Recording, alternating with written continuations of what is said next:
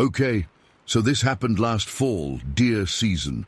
My husband David and I always go up to this spot near Challenge, California. It's rugged, proper backcountry.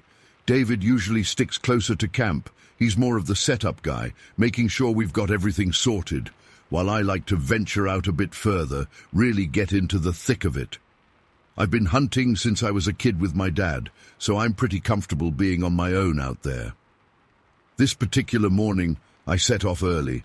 It was still properly dark, that pre-dawn black that swallows everything up. The air was crisp, biting at my cheeks even through my balaclava. I was buzzing with that early morning hunter's energy, you know? Anticipation, a little bit of adrenaline already pumping, even before you've spotted anything. I was heading deeper into this area I knew had deer. I reached this old logging road, gated off, rusted padlock the size of my fist on it. No vehicles beyond that point, which was fine by me. It meant fewer people, more chance of seeing something. So I parked up and started walking. The road was rough, broken asphalt turning to hard-packed dirt, then to loose gravel as I went further in. On my right, the land rose up pretty steeply, just a solid hill covered in scrub oak and pines. On my left, it dropped away into a shallow cut, kind of a ditch before the land leveled out again. Prime deer habitat, especially in the early morning. They like those edges, coming out of the thicker stuff to graze in the open when it's still dim light. I slowed my pace right down, moving quiet as I could, stepping heel-toe, trying to avoid snapping any twigs or crunching too much on the gravel. My eyes were constantly scanning the slope to my left, the shadows under the oaks, any flicker of movement. The forest was quiet, except for the wind sighing through the tops of the pines and the occasional rustle of leaves underfoot. Probably just squirrels or chipmunks. Nothing to worry about. The road was dusty. Real fine dust like talcum powder coated everything. My boots were kicking it up in little clouds with every step, and it was this dust that made me see it. I wasn't even looking for it, not consciously anyway, but something just registered in my peripheral vision. A disruption in the dust, something bigger than a deer track, bigger than anything I'd expect to see out there. I stopped dead, heart instantly thumping a little harder. My eyes focused down onto the road. There it was, a footprint, but not just any footprint. This thing was massive. It was in the middle of the road, clear as day, imprinted in the dust. Bare footprint, no shoe, no boot, just a bare foot, and it was gigantic. My first thought stupidly was that it was some kind of bear track, but then my brain caught up. Bears have claws. This didn't. This was definitely a foot, a human foot, except no human foot is that size. I cautiously moved closer. I could see the clear outline of toes, the arch of the foot, the heel digging in. It was undeniably human-shaped, but it was like cartoonishly big, like something out of a movie. Except this was real dirt, real dust, and this thing was imprinted right there in front of me. I knelt down, careful not to step on anything else around it. The dust was so fine, it had taken a perfect impression. I pulled out my hunting knife, the one with the inch markers on the handle, and laid it alongside the footprint. Just for scale, you know. Even though I knew roughly how big it was just by looking at it, it was easily 14 inches long, maybe even pushing 15. And it was wide, seriously wide. I'd guess at least 5, maybe 6 inches across the ball of the foot. That's ridiculous. I wear a women's size 8 boot, which is already bigger than average. David is a 10.5, and his boots would look like baby shoes next to this thing. I stared at it, my mind trying to make sense of it. Maybe it was a prank, someone messing around. But who would be out here barefoot making tracks like this? And why? It just didn't make any sense. And the location, this wasn't some well-trodden trail. This was deep in the backcountry, a locked logging road. Who'd bother walking this far in barefoot? And to make a giant fake footprint, that was way too elaborate for a joke. And as I looked closer, I realized something else. There was only one, just the single footprint, pointing west, up the road in the direction I was heading. One. Where was the other one? Where were any other prints at all? I started looking around, widening my search, scanning the dusty surface of the road, the edges, even the vegetation on the sides. Nothing. Absolutely nothing. Just this one single colossal footprint, going in one direction, then just nothing. Like the person, or whatever made it, had just vanished into thin air after taking that one step. A weird feeling started creeping in, not quite fear yet, but definitely unease. Something felt wrong, just off. I stood up slowly, keeping my eyes on the footprint for a second longer. It just looked so out of place, so unnatural, like something that shouldn't exist but was undeniably right there. I decided to take a picture, pulled out my phone, snapped a few shots with the knife next to it, just to document it, you know? Even as I was doing it, I felt stupid, like who am I going to show this to? What am I even going to say? Hey, look what I found in the woods. A giant freaking footprint. No idea what made it. People would think I was nuts. But I took the pictures anyway, just in case. Then I thought about David. He was probably back at camp still getting things ready. We had walkie-talkies, but reception out here was patchy at best. Still, it was worth a try. I pulled it out, switched it on, and keyed the button. "David, you there?" Static crackled back at me. Then faintly, his voice. "Yeah, Maria. Loud and clear. Everything okay?" "Yeah, everything's fine, kind of. Listen, you wouldn't believe what I just found." "What is it?" He sounded curious, but also a bit distracted, like he was in the middle of something. "I found a footprint, a really big one." I hesitated, not wanting to sound ridiculous. "Like seriously big. Human, I think, but huge. You need to see this." There was a pause on his end. "A footprint? Big how?" "Like 14 inches, barefoot, just one. And I can't find any others." Silence again. I could hear static hiss and crackle. Then David's voice again, sounding different this time, less distracted, more focused. 14 inches? Barefoot? Where exactly are you?" I gave him my location, described the logging road, the gate, the directions I'd walked in. "It's weird, David, really weird. Come take a look." "Okay," he said slowly. "Okay, I'm coming. Stay there. Don't go any further. Just stay put." His tone. It was different, more serious than I expected, like he sensed something was off too, even over the radio. "I'll wait here," I said. "But hurry up, it's starting to freak me out a bit." "I'm on my way," he said, and then the radio went silent, just the hiss of static. I stood there next to the giant footprint, feeling the hairs on the back of my neck prickle. The woods seemed to have gotten quieter, if that was even possible. The wind had died down. The rustling leaves had stopped. It was like everything was holding its breath. And that feeling, the unease, it was growing, fast. It wasn't just the footprint anymore. It was more than that. It was a feeling of being watched, like there were eyes on me, even though I couldn't see anyone or anything. I started turning slowly, scanning the trees around me, the shadows under the bushes, the slope above and below the road. Nothing, just trees and undergrowth and silence, but the feeling was still there. Intense, uncomfortable, like I was being observed, studied, from somewhere I couldn't see. I wrapped my arms around myself, even though it wasn't particularly cold anymore. A shiver ran down my spine. It wasn't just the temperature. It was a coldness that felt like it was coming from inside, a creeping dread. I started to think about the footprint again, 14 inches, barefoot, one print, and the direction it was pointing, further into the woods, deeper into the wilderness. Where was it going, and why just one step? My mind started racing, trying to come up with rational explanations. Maybe someone really big did walk through here. Maybe it was a hiker, but barefoot, in this terrain, and just one footprint. It made no sense, none at all.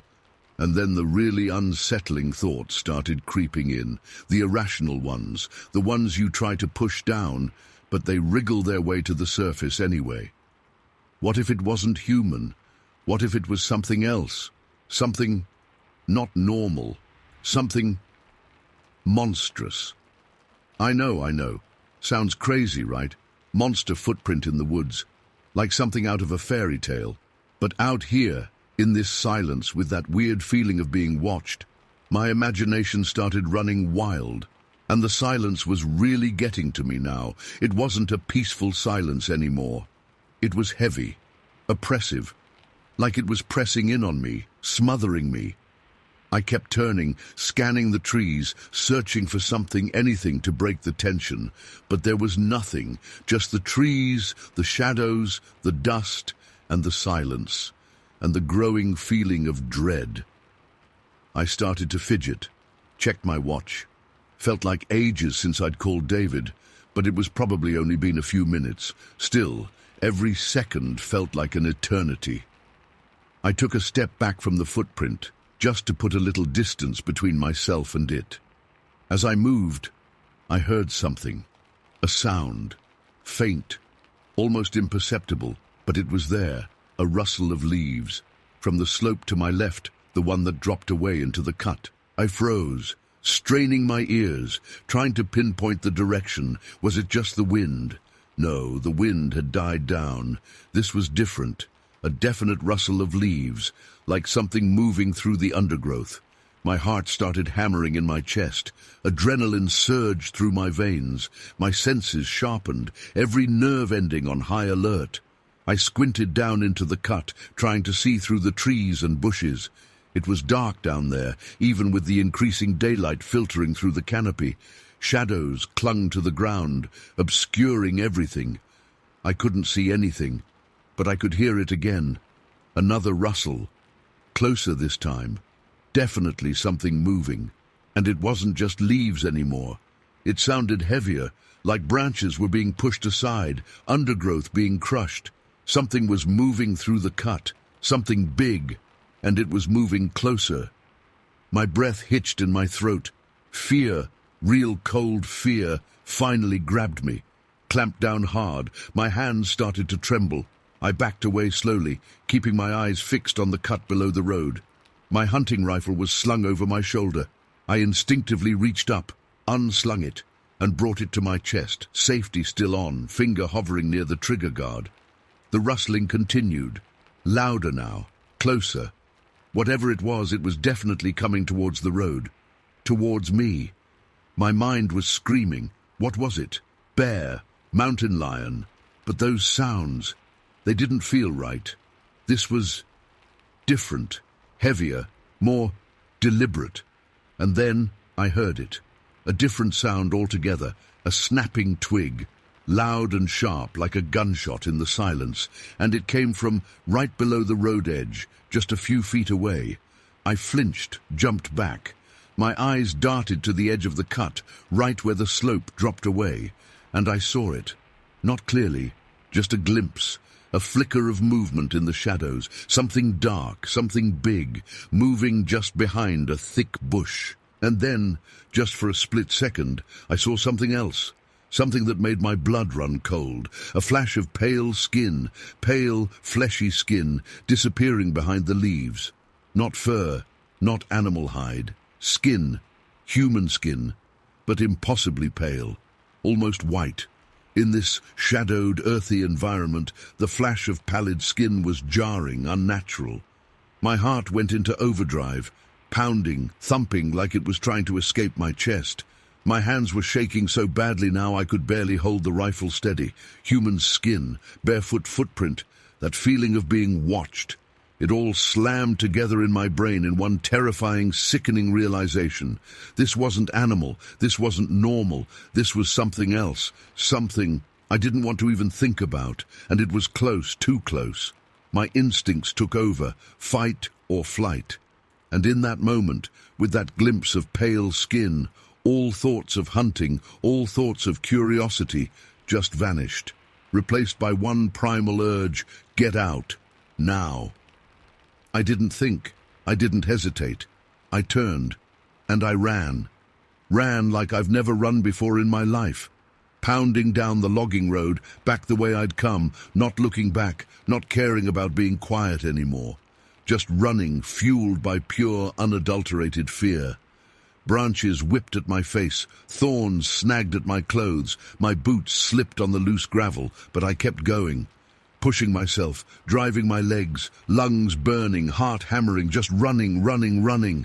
I could hear rustling behind me, still from the cut, but I didn't dare look back, didn't want to know what was making those sounds, just kept running, hoping I was getting away, hoping whatever it was wasn't following me. Finally, I burst back out onto the open section of road, the one I'd walked in on earlier. My truck was in sight. The locked gate was just ahead. Relief flooded me. Almost. But the fear was still clinging to me, cold and clammy. I didn't slow down, kept running all the way to the truck. Fumbled with the keys, hands still shaking so badly I almost dropped them.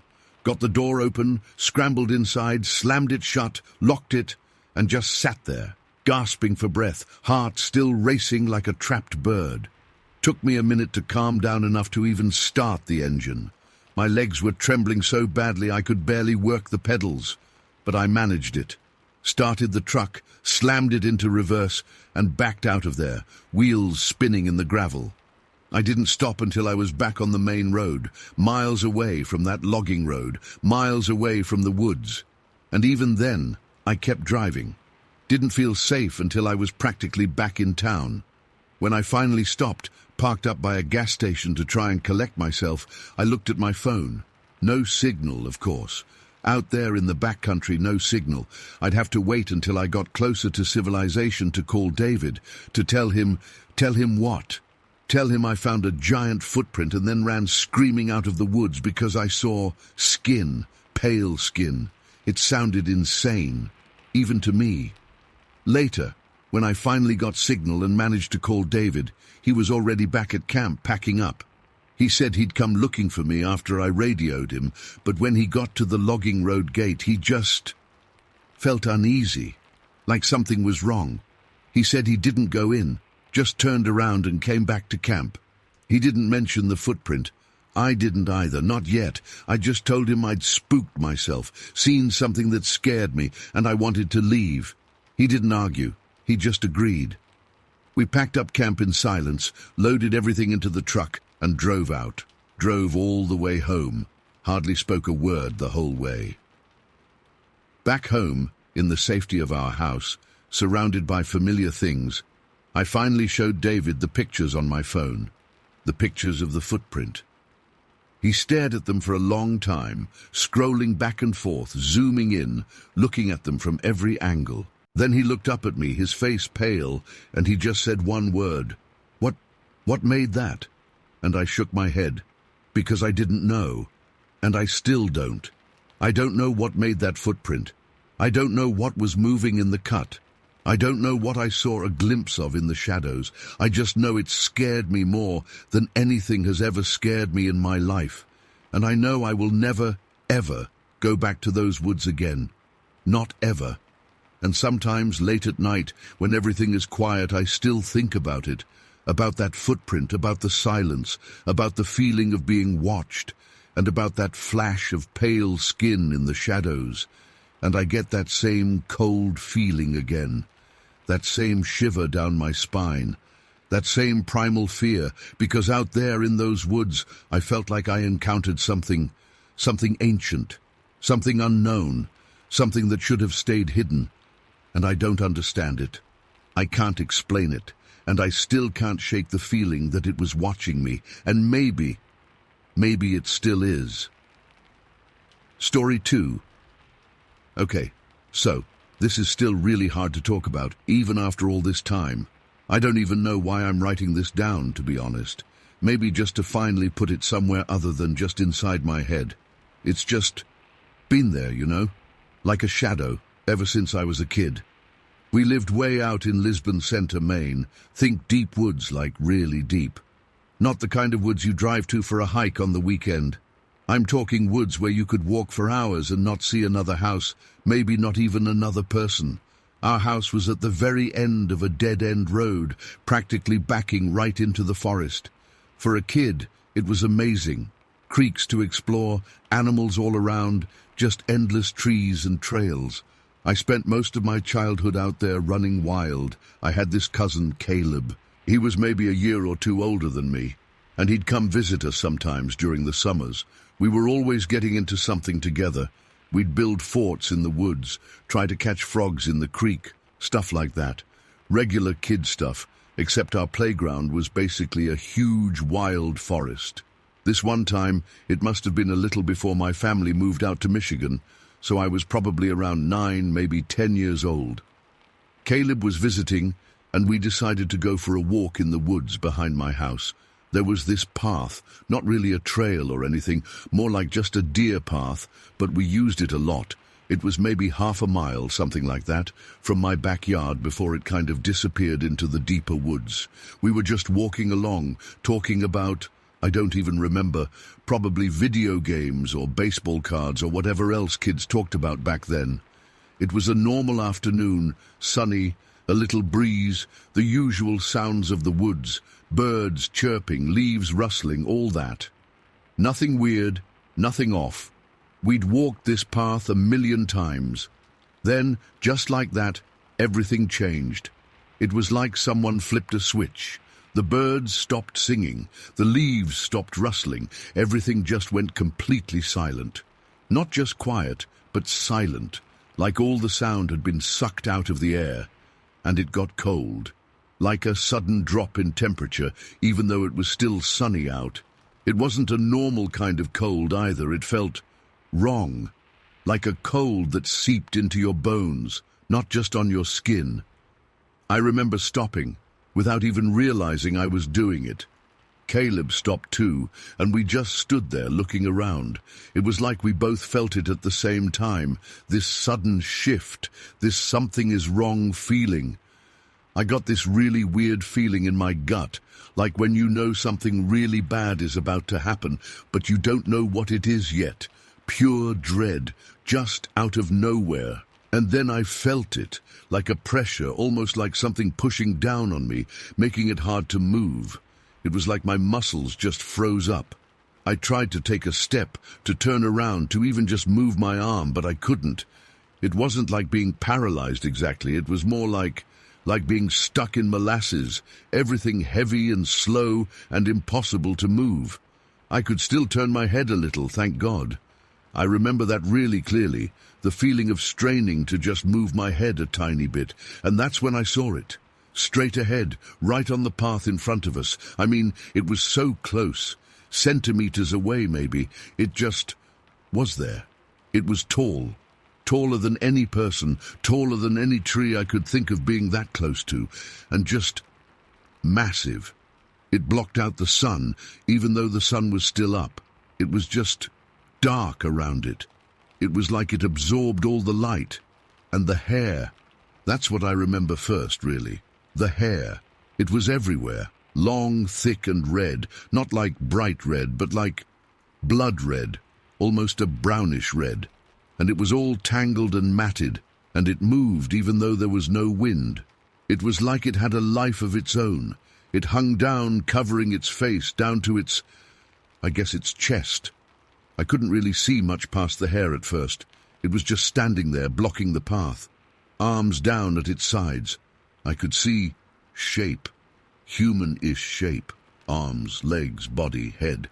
But wrong. Way wrong. I tried to scream. I really did. But nothing came out.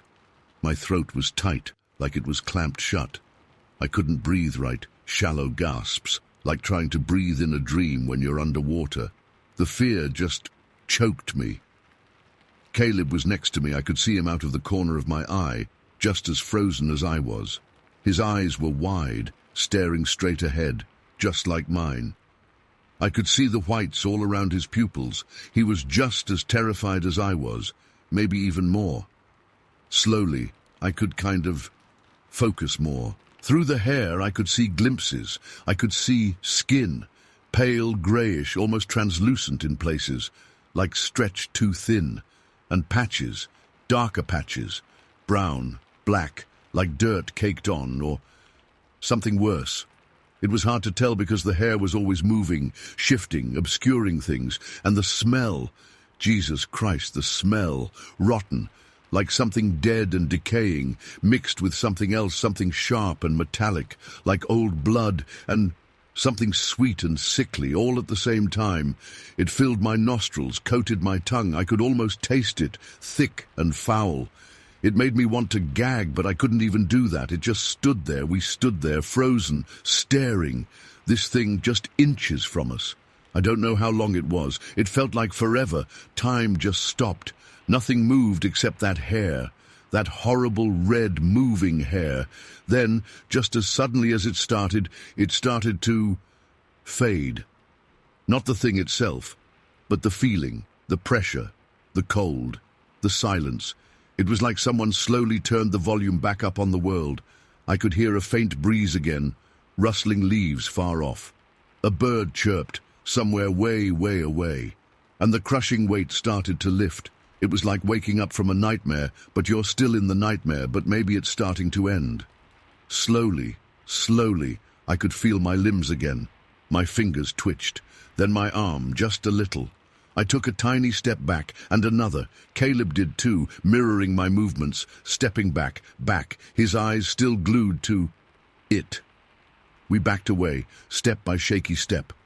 The thing, it didn't move. It just stayed there, blocking the path, hair swaying slightly in the breeze that was starting to come back. It didn't make a sound, didn't reach out, didn't even seem to notice we were moving. It was just there. We kept backing away, faster now, until we could turn and run. And we ran. We ran like hell. I don't think I've ever run that fast in my life. We didn't stop running until we were back at my house, inside, slamming the door shut behind us, bolting the lock, even though we knew, logically, that wouldn't do anything if that thing wanted to get in. We just stood there, panting, gasping for breath, hearts hammering in our chests. We didn't say anything to each other for a long time. Just stood there, staring at the door, then at each other, eyes wide, still shaking. Finally, Caleb croaked out, What was that?" I couldn't answer. I didn't know. I still don't know. All I could do was shake my head, over and over again. I had no words. There were no words. Nothing I could say would even come close to explaining what we had just seen, what we had just felt. We never told anyone. Not my parents, not his. We knew they wouldn't believe us. They'd say we were kids, imagining things, scared by shadows, playing tricks on each other. And maybe a part of us didn't want to tell them. Like if we didn't talk about it, maybe it wouldn't be real. Maybe it was just a really, really bad hallucination. But it wasn't. I know it wasn't. I saw it. Caleb saw it. We both felt it. That cold, that fear, that presence, that smell.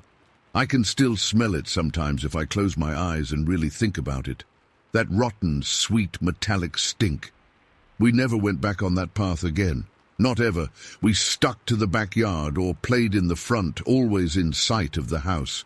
We stayed away from the woods, from those woods specifically. Even though the whole area was woods, we just avoided that particular part, like something was tainted there. And we never talked about it to each other, not really, not in detail.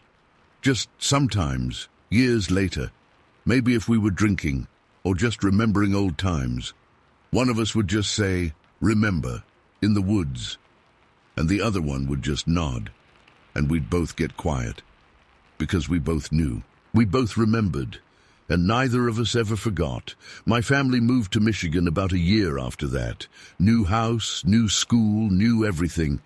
But I never really left those woods behind. Not really. That feeling, that fear, it followed me. It's still here sometimes, lurking in the back of my mind. I've tried to explain it away, tried to convince myself it was just my imagination, or some kind of weird animal, or I don't know what. But deep down, I know it wasn't. It was something else. Something wrong. Something that shouldn't be. I don't know what it was. And honestly, I don't think I ever want to know. Sometimes I think about going back to Lisbon Center just to see the place again. But then I think about those woods, about that path, and about that thing standing there. And I just can't. I just can't bring myself to go back.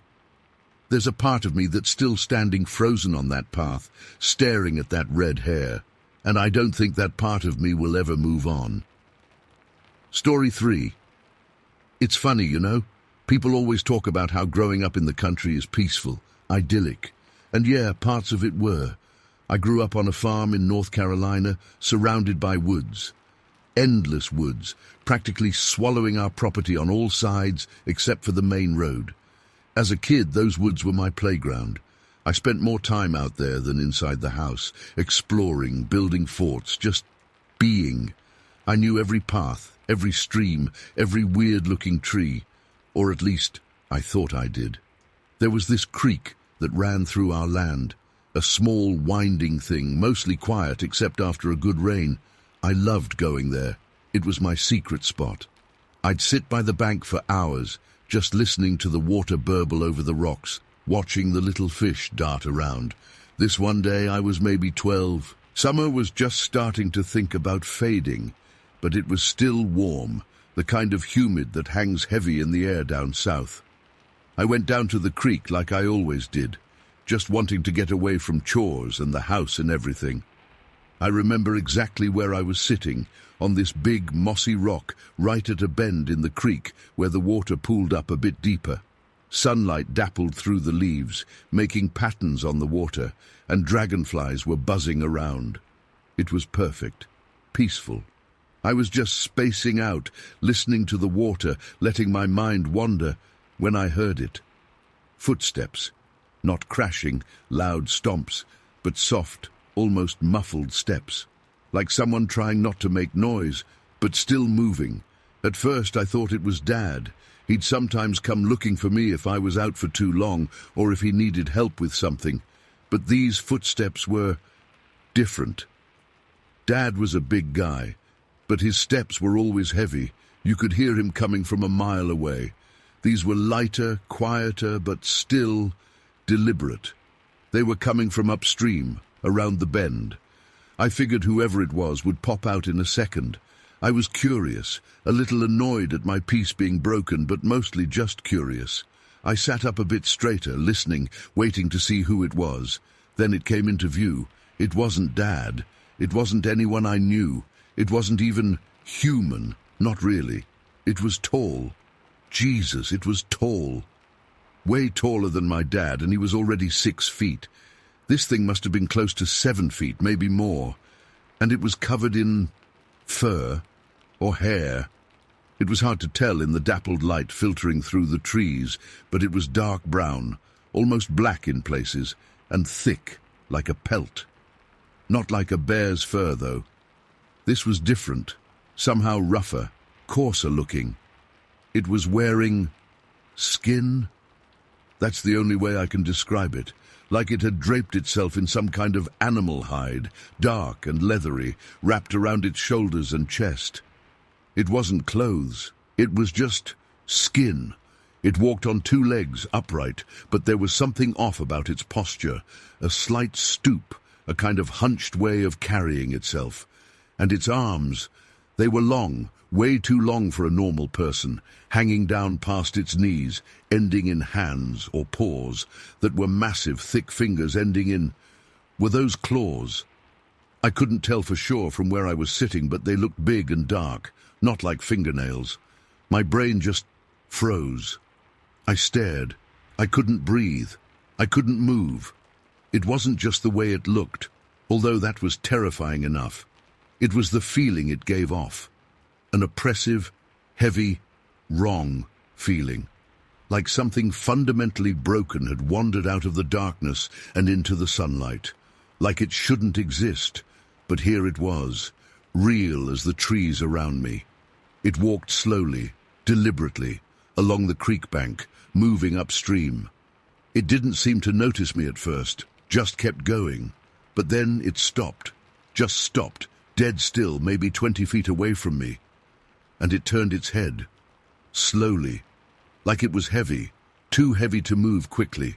It turned its head directly towards me, and that's when I saw its face. It didn't really have a face, not like we do. It was more like a mask. The dark fur or hair grew right up to its eyes, which were set deep and shadowed in the sockets. And those eyes, I will never forget those eyes. They were dark, yes, but they weren't just black. They were empty, hollow, like looking into a deep well or a void. There was no light in them, no spark of anything, just darkness, cold, bottomless darkness. And they were fixed on me. It just stood there staring at me with those empty eyes. I was paralyzed. I couldn't scream, couldn't run, couldn't even blink, I think. My heart was pounding so hard I could feel it hammering in my ears, like it wanted to burst right out of my chest. Every muscle in my body was clenched tight, frozen solid with pure, unadulterated terror. We just stared at each other, me and it.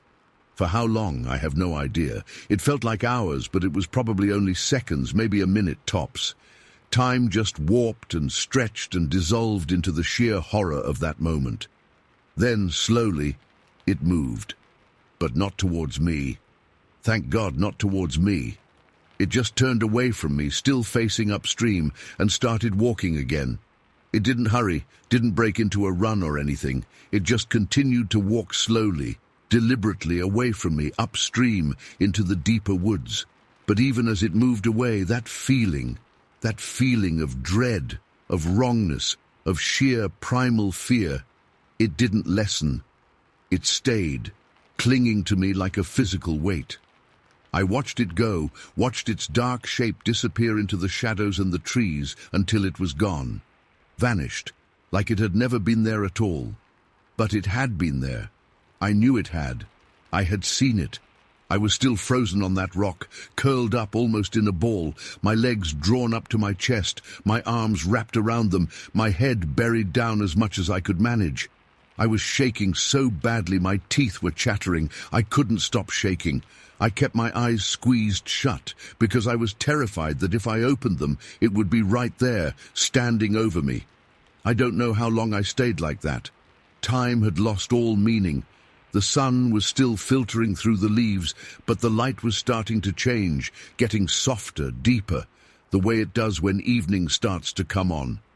The creek still burbled and gurgled, the dragonflies were still buzzing, but the whole world felt different, tainted, like something had broken in the fabric of reality and it couldn't be fixed. Finally, after what felt like an eternity, I forced myself to move.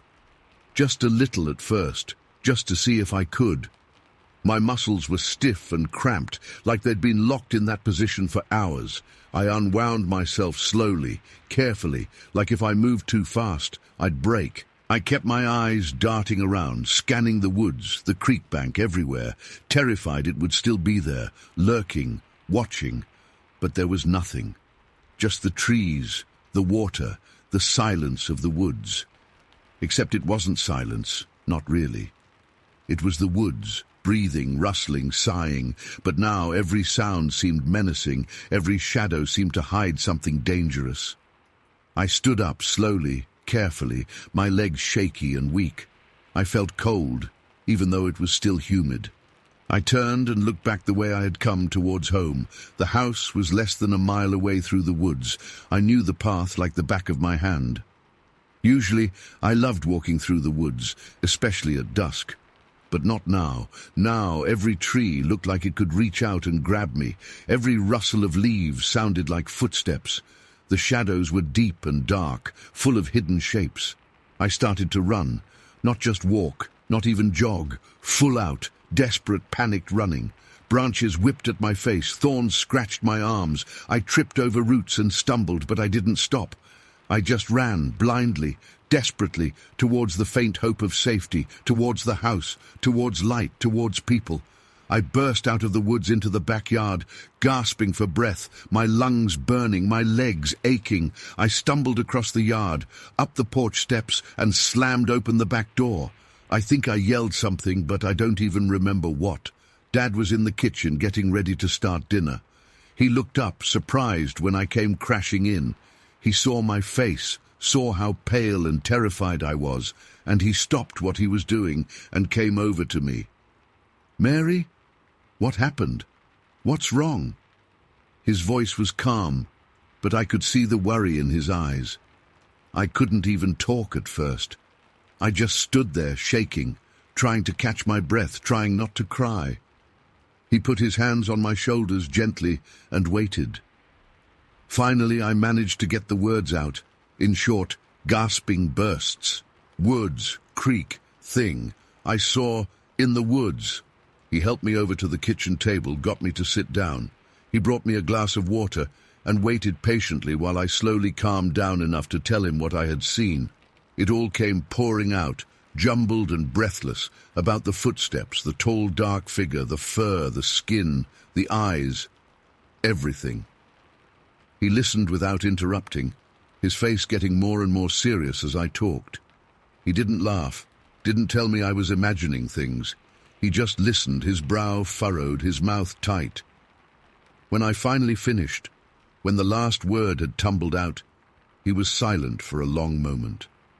He looked at me, his eyes searching mine, and I could see something in them I'd never seen before. Not just worry, but something else.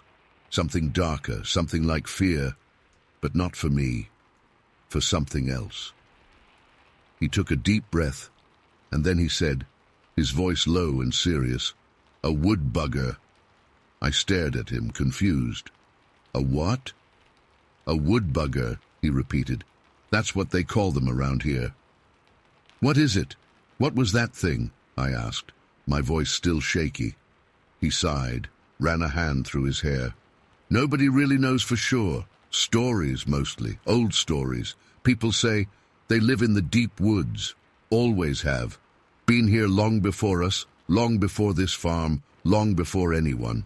They mostly keep to themselves. You're not supposed to see them. But what are they? Are they animals or people?" He shook his head. "Not animals, not like we know them, and not people, not like us either. Something in between, maybe.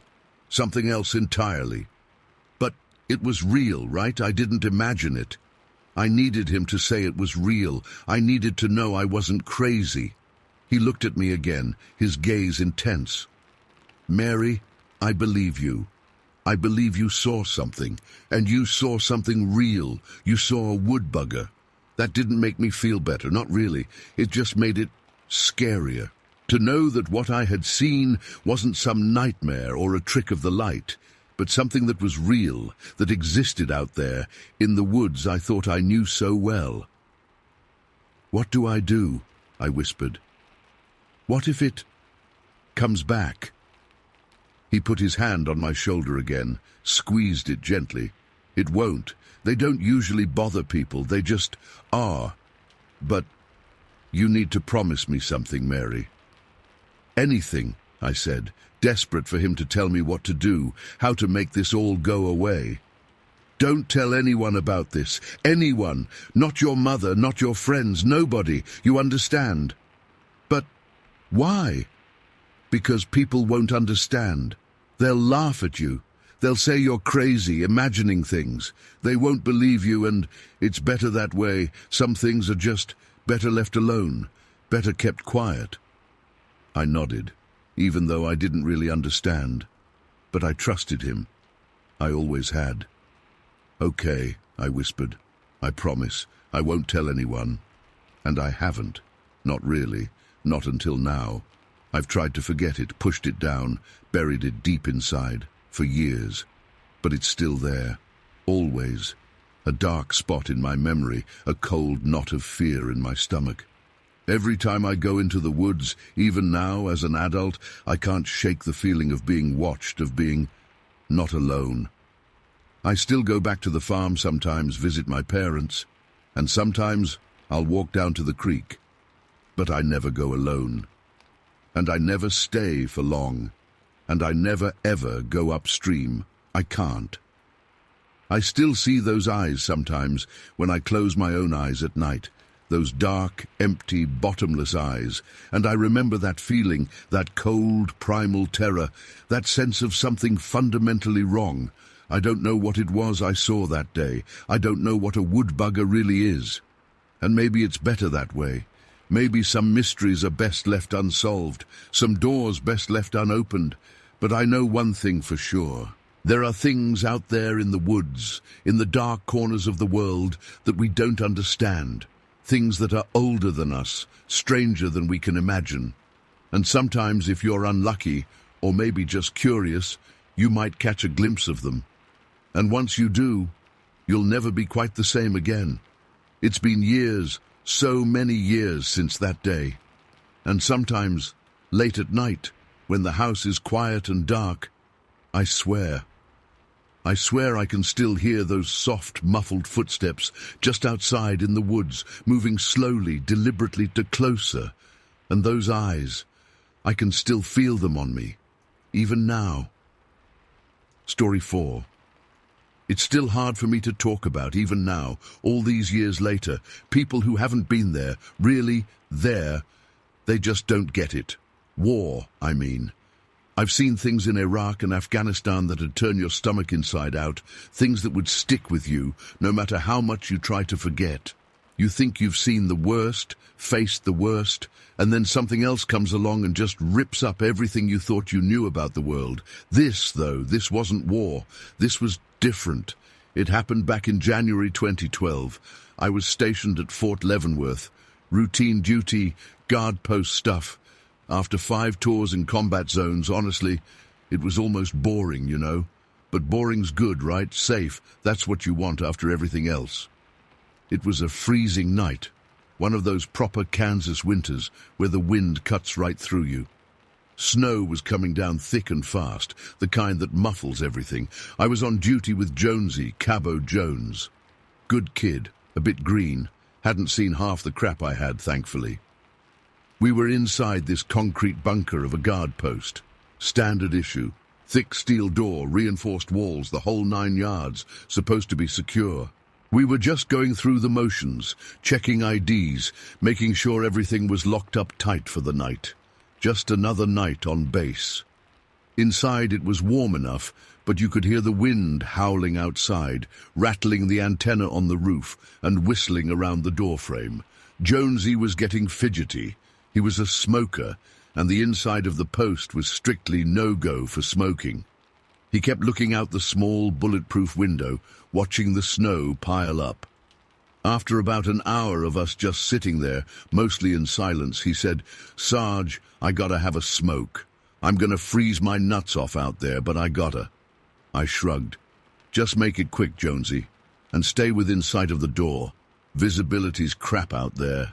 He grinned, zipped up his parka, and grabbed his pack of smokes off the little table we had in there. He unlocked the steel door, thing weighed a ton, and stepped out. I watched him go, his figure disappearing almost immediately into the swirling snow. The door swung shut behind him with a heavy clang, the automatic lock clicking into place. I leaned back in my chair, started flipping through a magazine someone had left, some old car thing. It was quiet inside now, just the low hum of the generator and the muffled wind outside. Maybe 5 minutes went by, maybe less. Suddenly, I heard banging on the steel door. Loud, frantic banging. I frowned. Jonesy messing around. But this didn't sound like messing around. It sounded urgent. Before I could even get up, he was yelling, his voice muffled by the thick door, but definitely Jonesy. "Sarge! Sarge! Open the door, now!" His voice was panicked, really panicked. My gut clenched. Something was wrong. I was across the room in a couple of strides, my hand already going to the door release. "Jonesy, what the hell? What's going on?" I shouted through the door. "Just open it, please, Sarge. Just open the damn door." His voice was strained, almost choked. I hit the release, and the heavy door swung inwards. Jonesy stumbled back into the guard post, nearly tripping over his own feet. He slammed the door shut behind him, fumbling with the lock, his hands shaking so badly he could barely work it. He finally got it locked, then leaned back against the cold steel, breathing hard, his eyes wide and wild. "Jonesy, what in God's name—" I started, but stopped when I saw his face. It was pale, pasty white, and he was sweating, even in the cold air. His eyes darted around the small room like he expected something to jump out at him. This wasn't joking around. This was genuine, raw fear. "Sarge," he gasped, "you won't believe it. You won't freaking believe it." "Believe what? Just tell me. What happened out there?" I demanded, my voice sharper than I intended, but his fear was contagious, starting to creep under my skin. He swallowed hard, his throat bobbing. I heard something. Out in the trees. I went out for my smoke like normal, right? Just outside the door. And then I heard it." "Heard what?" I pressed him, my hand instinctively going to my sidearm, checking it was there. "Old habits." "Screaming," he whispered. "Like screaming, but not human. Not like anything I've ever heard. It came from the trees, over there." He pointed a trembling finger towards the woods that bordered the base, the trees now just dark, blurry shapes in the blizzard. And Sarge, it wasn't just screaming, it was wrong. Like evil wrong. I don't know how else to explain it. I stared at him, trying to process what he was saying. Screaming, in the woods. Could have been an animal, a coyote maybe, or some kind of bird. But the look on Jonesy's face, that wasn't just animal scared. That was terror. "All right, Jonesy, calm down," I said, trying to keep my voice steady, even though my own pulse was starting to quicken. "Maybe it was just an animal. You were probably hearing things in the wind." "No," he insisted, shaking his head violently. "No, Sarge, it wasn't the wind. I know what I heard. It was like something was being tortured, something huge, and then it started to move. I heard branches snapping, Sarge, big branches, like something really, really big was moving through the trees, coming this way." His eyes got even wider, and the screaming got louder, closer. He was breathing in short, ragged gasps now. I could see he genuinely believed what he was saying, and the fear on his face, it was real, too real. Okay, even if it was just an animal, something had clearly spooked him badly. And if it wasn't an animal, "Show me," I said, more to myself than to him. "Show me where you heard it." Jonesy's eyes went even wider. "Are you crazy, Sarge? I'm not going back out there. Whatever that was, it's still out there." "We're soldiers, Jonesy," I said, my voice firm now, pushing down my own rising unease. "We don't hide inside when there's something going on outside. We check it out. We find out what it is. Come on, you said it was in the woods." He hesitated, looking at the door like it was a gateway to hell. But then he straightened his shoulders a little, some of his military training kicking in. Yeah, it was in the trees." "All right then, let's go take a look." I grabbed my rifle from the rack, checked the magazine, chambered a round. "You got your weapon?" He nodded, pointing to his own rifle leaning against the wall. He picked it up, his hand still trembling, but a little steadier now. I unlocked the door again, slowly this time. The wind hit us like a wall of ice, the snow stinging our faces. Visibility was terrible, maybe 20, 30 feet at best. The woods started right at the edge of the cleared area around the guard post, dark and thick, even in daytime. Now in the blizzard and the darkness of night, they were just a black, shapeless mass. "Show me where you were," I said, my voice low, scanning the tree line, every sense on high alert. The training took over, the years of combat experience kicking in. Fear was still there, a cold knot in my stomach, but underneath it was a different feeling, a focused, alert awareness. This was familiar territory, even if the source of the threat wasn't. Jonesy shuffled forward, pointing towards a spot maybe 10 yards from the door. "Right about here. I was standing right here." I stepped closer to the edge of the trees, rifle raised, sweeping back and forth, trying to see into the swirling snow and shadows. Nothing. Just the wind, the snow, The rustling of branches. "I don't hear anything, Jonesy. Maybe it was just the wind." "No, Sarge, I swear," he started to say, but then he stopped, his eyes going wide again, staring past me into the trees. Wait, listen." I froze, every muscle tensed, holding my breath, and then I heard it. A low growl, deep and guttural, rumbling through the cold air. Not an animal growl. Lower, deeper, more menacing. It vibrated in my chest, making my teeth chatter. And then, the scream. It was worse than Jonesy had described. High-pitched, ear-splitting, but not human, not animal. It was like tearing metal, but alive. It echoed through the trees, a sound of pure agony and rage, and it went right through you, cold and sharp. It wasn't just scary, it was wrong. It felt like something unnatural, something that shouldn't exist. The scream cut off abruptly, leaving a ringing silence, broken only by the wind. We stood there, frozen, rifles raised, hearts pounding in our chests, and then we heard the footsteps, heavy footsteps, crashing through the undergrowth, snapping branches, crunching snow.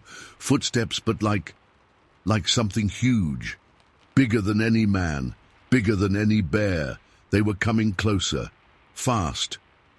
"Inside!" I yelled, grabbing Jonesy by the arm and shoving him back towards the guard post. "Inside now!" We scrambled back, tripping over each other in our haste, stumbling towards the open door. I pushed Jonesy through, practically throwing him inside, then turned to face the trees, my rifle pointed into the darkness, trying to see whatever was coming, bracing myself for whatever was going to emerge from the storm. But I couldn't see anything, just snow and shadows and the black shapes of the trees. But the footsteps were getting closer, louder, closer, too close. I backed into the guard post, slamming the steel door shut and hitting the lock release, even before Jonesy had managed to fumble it closed behind us. The heavy bolt slammed home just as something hit the door from the outside. It wasn't just a hit, it was like a battering ram. The entire guard post shuddered. The steel door rattled in its frame. The concrete walls seemed to vibrate. Another hit. Harder this time, and another, each impact shaking the little bunker like it was made of cardboard. We scrambled back, away from the door, our eyes wide with terror. "What the hell is that thing?" Jonesy whispered, his voice cracking. I didn't answer. I didn't know. I'd faced IEDs, firefights, ambushes, mortar attacks, but this was something else, something primal, something terrifyingly powerful and utterly unknown. I pointed to the surveillance monitors. We had cameras around the guard post, security cameras for routine checks. "Cameras!" I hissed. "Check the cameras!" Jonesy fumbled with the controls, switching the feed to the outside cameras. The grainy black and white images flickered on the screens. The snow was still coming down hard, obscuring most of the view, but then I saw it. On the camera facing the front of the guard post, the camera aimed at the door. I saw something move, something huge, dark, shapeless mostly because of the snow and the angle of the camera, but huge, towering over the guard post. The camera was mounted high, but this thing was so tall that only the top of its head, or what I guessed was its head, was visible in the frame. Just a dark, massive shape against the snow, blotting out the sky. It was hitting the door again. I could see the door in the camera view, bucking and shaking with each impact. The steel was groaning, bending. It was going to give way. It had to give way. No door could withstand that kind of force for long. The pounding went on, relentless, deafening. The whole guard post was shaking, dust and grit raining down from the ceiling. I felt like we were trapped inside a tin can being kicked around by a giant. Fear, raw, primal fear, washed over me. I'd faced death before many times, but this was different. This wasn't war. This was something else, something ancient, something out of nightmares. And then, just as suddenly as it had started, it stopped. The pounding ceased. The shaking stopped. Silence descended heavy and thick, broken only by the wind and our own ragged breathing. We stood there frozen, staring at the monitors, listening, waiting. Was it gone? Had it just given up? Or was it just waiting, listening to us, planning its next move? Minutes stretched into an eternity. The silence was deafening, broken only by the howl of the wind outside. Finally, I couldn't take it anymore. I had to know. I had to see if it was really gone. Slowly, cautiously, I moved towards the door again, my rifle still raised, pointing towards the steel. "Jonesy," I whispered, my voice hoarse, "check the cameras. See if you can see anything." He nodded, his eyes glued to the screens, fingers hovering over the controls. I reached for the door release, my hand trembling. Taking a deep breath, I hit the button. The locks clicked open. I pulled the door open a crack, just enough to peek out. Nothing, just snow, and the woods dark and silent. The wind still howled, but there was no other sound. No footsteps, no growling, no screaming, just nothing. I pushed the door open wider, stepping out, rifle still raised, sweeping the area. Jonesy was right behind me, also with his weapon ready, his face still pale, but a little less terrified now. The snow was deep, undisturbed except for where we'd been standing earlier, and the wind was erasing any tracks fast. But then I saw it. The door. The steel door, which was supposed to be practically bomb-proof. It was bent, twisted, dented inwards in a huge concave shape, like something immense had punched it, again and again and again. The heavy steel was buckled and warped, the edges peeled away from the frame in places. It looked like it had been attacked by a giant's fist. We stepped outside cautiously, our boots crunching in the snow. And then we saw them. Footprints, giant footprints in the snow. Bigger than any footprints I'd ever seen, longer than my forearm. Three-toed, I think, but the snow was already filling them in, making them blurry. But they were huge, inhumanly huge. They started right outside the guard post door, where whatever it was had been attacking us, and they led away from the guard post towards the perimeter fence. We followed them, our hearts pounding, stepping carefully in the fading tracks. They were spaced far apart, these strides. This thing was big, really big. The footprints led us to the perimeter fence, the high chain-link fence topped with razor wire that surrounded the base. And there, in the snow, at the base of the fence, we saw where the footprints went. They went right over the fence, or rather through it. The fence was torn, ripped apart like it was made of paper.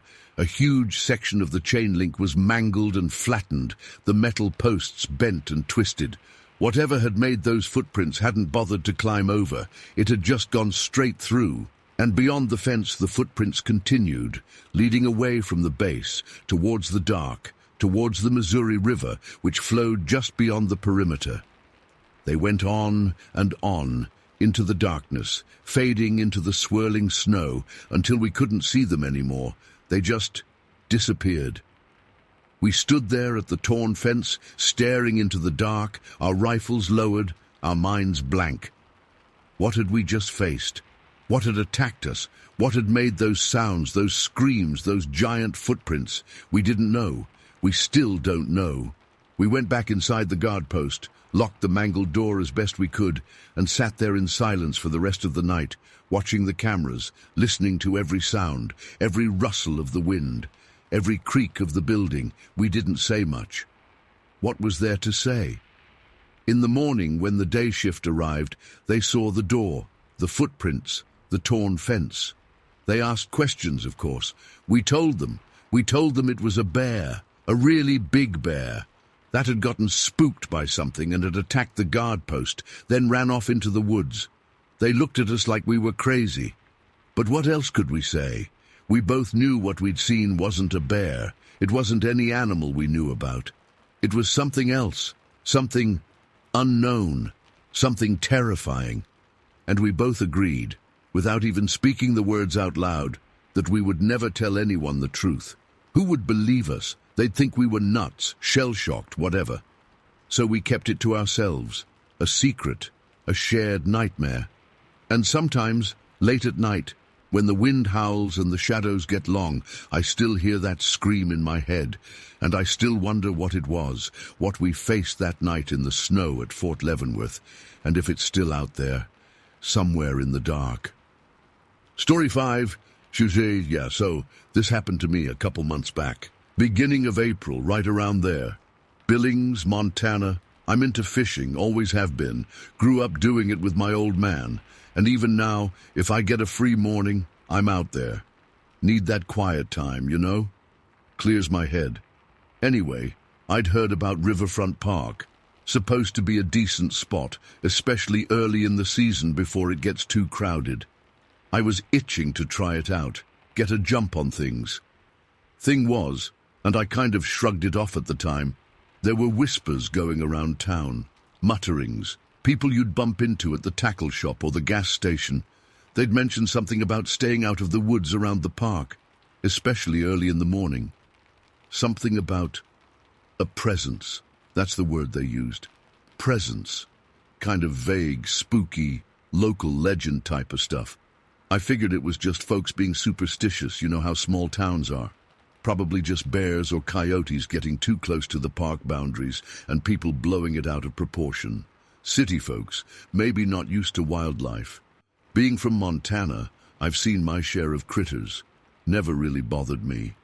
Plus, Riverfront Park? It's right in Billings. Not like it's the deep wilderness or something. Figured people were being soft. So, being the genius I am, I decided to ignore all the warnings.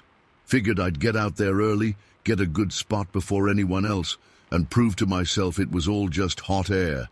Got up before dawn, still dark out, grabbed my gear, threw some coffee in a thermos, and headed over to the park. It's pretty easy to find, right off the river. Parking lot was practically empty, just a couple other cars. Good, I thought, looks like I'll have the place to myself. Walked down towards the lake. Morning air was crisp, still had that bite of early spring. Sun was just starting to think about peeking over the horizon, that pre-dawn grey light. Everything was quiet, almost too quiet.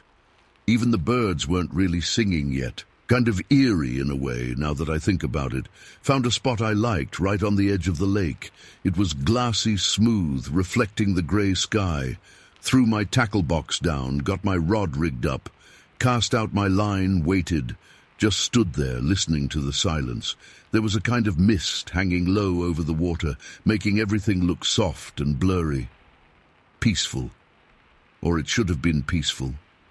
But there was this, I don't know, feeling, like something was watching. You ever get that?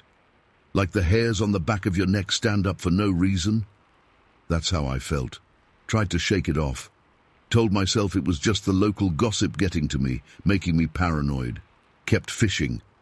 Time ticked by.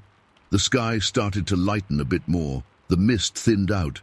It was probably around 7:30, maybe a little later. That's when it happened. Up until then, it was just quiet, still morning. Then, bam, out of nowhere, this massive commotion on the other side of the lake. Just erupted. Sound of splashing, really loud splashing, like someone threw a car-sized rock into the water. Snapped my head around so fast I almost lost my footing. At first, through the mist and the distance, I thought maybe it was a couple of big dogs. You know how they play in the water, jumping and splashing. Thought maybe someone was letting their labs run wild. Didn't seem right, though. The splashing was too violent, too big. And then I saw it. Whatever it was. It came up out of the water. Not like swimming up, more like rising. Like something huge was being pushed up from underneath. The water around it churned and boiled, like it was being displaced by something enormous. And then it broke the surface. It was, I don't even have the words to describe it right. Monster. That's the closest thing. But it sounds like something out of a cheesy movie. This wasn't cheesy, this was real, and it was monstrous. It was big, like seriously huge, Taller than any man, wider, thicker. It stood up, kind of hunched over, but still towering, covered in hair, reddish-brown, thick, matted-looking hair. Not fur, not like a bear. More coarse, like human hair, but way thicker and coarser and wrong. It was all over it, from head to toe. Couldn't see any skin, just this mass of hair. The body underneath, I could tell it was muscular, massive muscles. It moved slow, deliberate, like it was heavy, like it took effort to move that much bulk. It waded out of the lake, the water dripping off it, making the ground around it muddy and dark. Each step it took, you could hear it. Not loud, but heavy. A thud, thud, thud, as its feet hit the bank, like logs hitting the ground. I was frozen, couldn't move, couldn't breathe right, just staring. My eyes were locked on it, trying to make sense of what I was seeing, but my brain just refused to process it. It was too much, too impossible. It shouldn't have been there, couldn't have been there, but it was, right there. It got out of the water onto the bank. Slowly, deliberately it turned, and that's when I saw its face, or what passed for a face. Hard to describe, even now. Just ugly, unnaturally ugly, like something broken and twisted. The face itself was kind of flat, no snout, no muzzle like an animal, but also not human. Something in between, but all wrong. The features were pushed together, too close, too big, too small in the wrong places. The hair grew right up to the edges of its eyes, almost covering them. And the eyes. God, those eyes. They were vacant, empty. Like there was nothing behind them, no intelligence, no soul, just emptiness. But not just empty, like malevolent empty, like a black hole. And they were yellowy, a dirty, sickly yellow color. Glowed a little bit, even in the dim morning light. It turned its face towards me, and it saw me. I know it saw me. Those yellow eyes locked right onto mine. Even from across the lake I could feel it, that gaze, like it was piercing right through me, just staring, me staring back, frozen in place. It felt like forever, like time stopped, just me and it, staring at each other. No sound, just that look. And in that look, there was nothing, no aggression, no threat, no curiosity, no nothing, just emptiness. But that was somehow the scariest part of it all. That complete lack of anything human or animal or anything recognizable, just alien, other, something that shouldn't exist, looking right at me. I felt pure terror, raw, primal, gut-wrenching terror, like every instinct in my body was screaming at me to run, to hide, to get away. But I couldn't move. Legs were like lead. My heart was pounding so hard I thought it was going to burst out of my chest. Cold sweat all over me, even though it was a chilly morning. Hands were shaking so bad I don't even know if I could have held onto my fishing rod if I'd tried. Then, just as suddenly as it had appeared, it broke the gaze. It turned away from me, just like that, turned its back, and started walking away from the lake, towards the woods on the other side of the park. It moved the same way it came out of the water.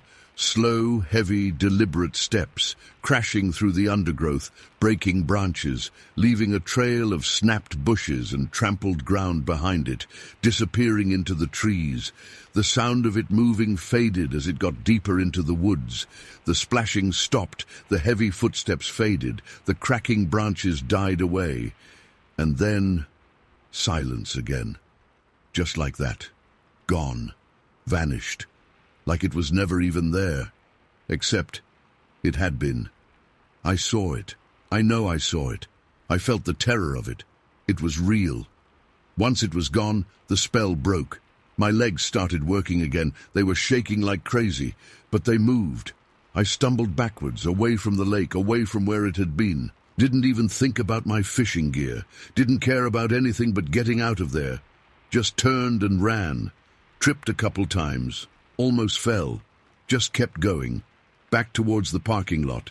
Got to my car. Fumbled with the keys. Hands still shaking. got the door open, practically fell into the driver's seat, slammed the door shut, locked it, started the engine, threw it in reverse, and backed out of that parking spot faster than I ever have in my life. Tires squealing. Didn't even look back, just drove straight home, didn't stop until I was back in my driveway, safe behind my locked front door. Sat there for a long time, just breathing heavy, trying to calm down, heart still racing, hands still trembling, looking out the window, checking to see if it had followed me? I don't know. Just felt this overwhelming need to be safe, to be away from that park, away from it. I haven't been back to Riverfront Park since. Haven't really been fishing much at all, to be honest. Kind of lost the taste for it for now. Every time I think about going out, I just see those yellow eyes. That thing. I've tried to tell people about it. My wife, my buddies, even went to the park ranger office trying to report something. But how do you explain it? How do you describe something like that without sounding like a complete lunatic? I tried to tell them about the splashing, the size, the hair, the eyes. They just looked at me funny, said it was probably a bear, maybe a moose, something like that. I tried to explain it wasn't a bear, it wasn't a moose, it wasn't anything I'd ever seen before. They just smiled politely and nodded, like they'd heard it all before, probably thought I was some crazy guy who'd had too much to drink. So I stopped trying to explain it to people face to face. Too embarrassing, too frustrating. Nobody believes me. And honestly, sometimes late at night I start to wonder if I imagined the whole thing. If it was just a hallucination, a stress dream, something brought on by too much coffee and not enough sleep. But then I remember the feel of it, the cold terror, the way my body reacted, the way I still react even now, just thinking about it. And I know I didn't dream it. I saw something real, something else. I still can't explain it. I still don't know what it was. All I know is I went fishing that morning, thinking I was just having a quiet day out in nature, and instead I saw something that changed me, something I'll never forget, something that still shakes me to my core. And I still have no clue what the hell it was. And honestly, that's the part that scares me the most. Not just what I saw, but the fact that I have absolutely no idea what it was, or what it wanted, or even if it's still out there. Just gone, leaving me with this unshakable feeling that I saw something I wasn't supposed to see, something wrong. Story 6. Okay, so this happened when I was in second grade. Yeah, second grade. I'm talking like maybe 7 or 8 years old. We went on a field trip to Des Plaines Dolomite Prairies, which is like a nature preserve thing near where I grew up in Park Forest, Illinois. Park Forest, by the way, is totally just regular suburbia. Nothing weird ever happened there, you know. Well, except for this. It was a Tuesday. I remember that because it was pizza day at school, but I missed it because of the field trip. I was actually kind of bummed about missing pizza day, but field trips were usually cool, right? We were all hyped up on the bus, singing stupid songs and being loud, the usual kid stuff. When we got there, it was actually pretty cool. It was way bigger than I thought it would be, like actual woods and tall grass and everything, not just some little park. Our teacher, Mrs. Davison, she was nice, kind of spacey, but nice. She kept telling us to stay together, stay on the path, you know, the drill. But I was a curious kid, always looking at bugs and stuff. I remember I had this little magnifying glass in my pocket, one of those cheap plastic ones.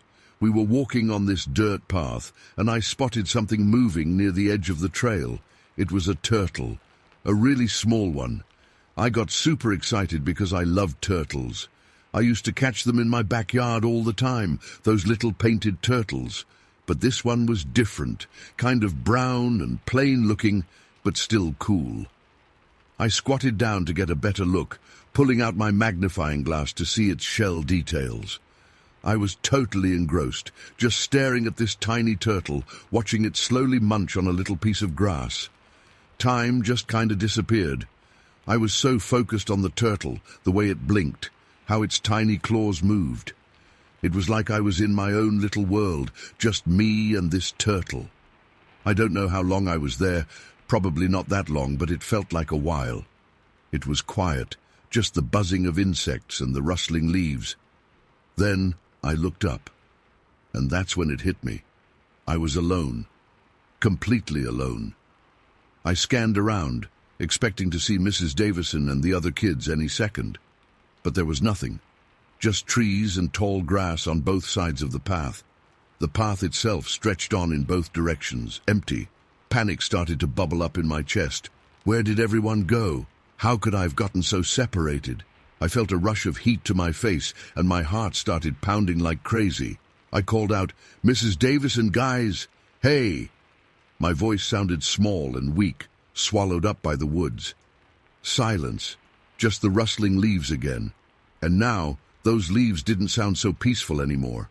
They sounded watchful. I started to walk down the path in the direction I thought everyone had gone, calling out again, louder this time. "Mrs. Davison, anybody? Hello?" Still nothing, just silence and the growing feeling of being totally and utterly lost.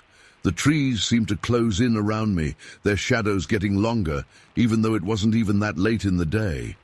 It started to feel colder too, not just regular cold, but like a cold that went right to your bones. My breathing got faster, shallower. My hands started to sweat. I felt like I was going to cry, but I held it back. I was too scared to cry. Crying felt like it would make me even more vulnerable, more of a target. I don't know why I thought that, it's just how it felt.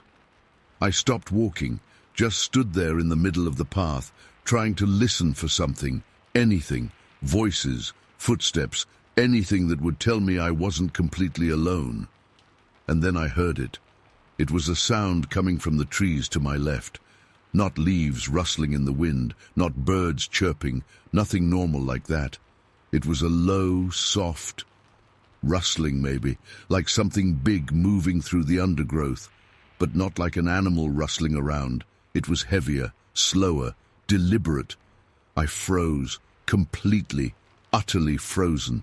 My breath hitched in my throat. My eyes strained to see into the woods, but it was too dense, too dark under the canopy of trees. I couldn't see anything, but the rustling was still there, getting closer. Slow, heavy movements through the leaves and branches. Whatever it was big, definitely bigger than a deer or a coyote or anything normal that would be in the woods around Chicago. And then I saw it. Just a glimpse at first, through a gap in the trees. Something dark and massive, hairy, really, really hairy. It stepped further out from behind a tree, and I saw it clearly. Or as clearly as you could see something that looked like, I don't even know what. The closest thing I can describe it to, and this is going to sound crazy, but it was like Chewbacca from Star Wars, but real and terrifying.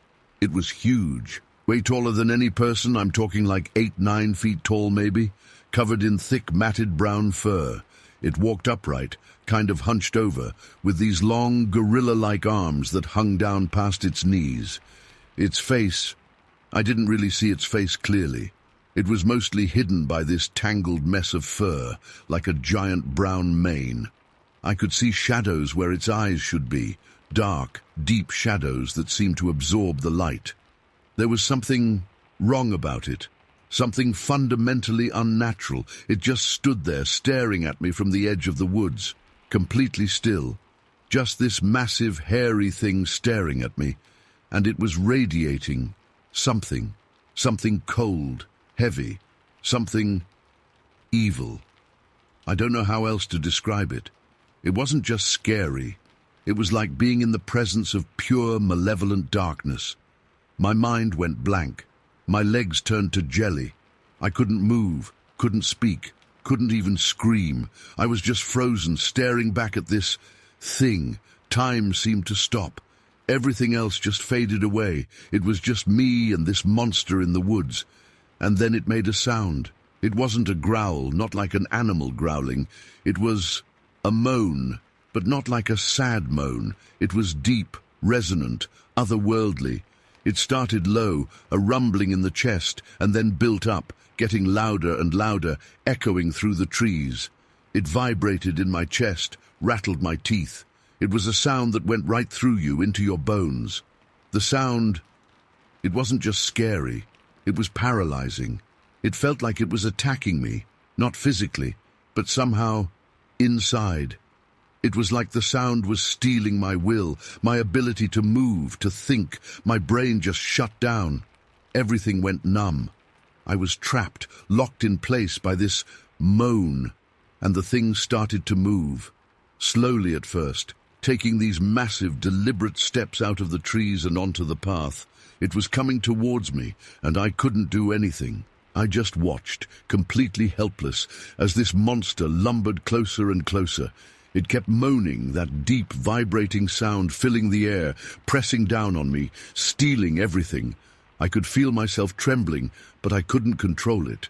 I wanted to run, to scream, to fight, anything, but I was locked inside my own body, a prisoner in my own fear. It got closer, closer. I could see details now that I hadn't noticed before. The way the fur matted together in clumps, the length of its arms, how they swung loosely as it walked, and its hands. They were huge, with long, thick fingers ending in these blunt, dirty nails. It reached out one of those hands, and that's when something really weird happened. It's hard to explain, even now. It was like I left my body. That's the only way I can describe it. 1 second, I was there, frozen on the path, staring at this monster reaching for me. The next second, I was above. I mean literally above. I felt weightless, floating, and I was looking down at myself. I could see my body standing on the path, small and fragile looking, and I could see the monster towering over me, its giant hand reaching down. It was like I was watching a movie, but it was me in the movie. It sounds insane, I know. Astral projection, or whatever they call it. I had never heard of that before, but that's what it felt like my consciousness had lifted out of my body, and from up there, looking down, the fear, it just faded away. It wasn't gone completely, not at first, but it was muted, distance, like watching something scary happen to someone else, not yourself. It was bizarrely calm, almost peaceful even. Seeing myself there from above, being approached by this monstrous creature, it was like it wasn't really happening to me. I watched, detached, as the monster's hand closed around my body below. I saw my body jerk as it was lifted up into the air, off the ground. The monster's grip was strong, crushing. Even from up there I could see it. It held my body easily, like it weighed nothing, like I weighed nothing. It turned around, back towards the woods, carrying me, and walked away, back into the darkness of the trees, and all I could do was float there and watch it go, holding my empty shell of a body in its massive hand. And then, just like that, I was back, not floating anymore, back in my body. And it was like snapping out of a dream, but a dream that felt totally real. I was lying on the ground, on the dirt path, my head spinning. Everything was blurry and disoriented. And then I heard voices. Faint at first, getting louder. Familiar voices. Mrs. Davison and the other kids. They were calling my name. "Ethan, Ethan, where are you?" I tried to sit up, but my muscles were stiff and weak.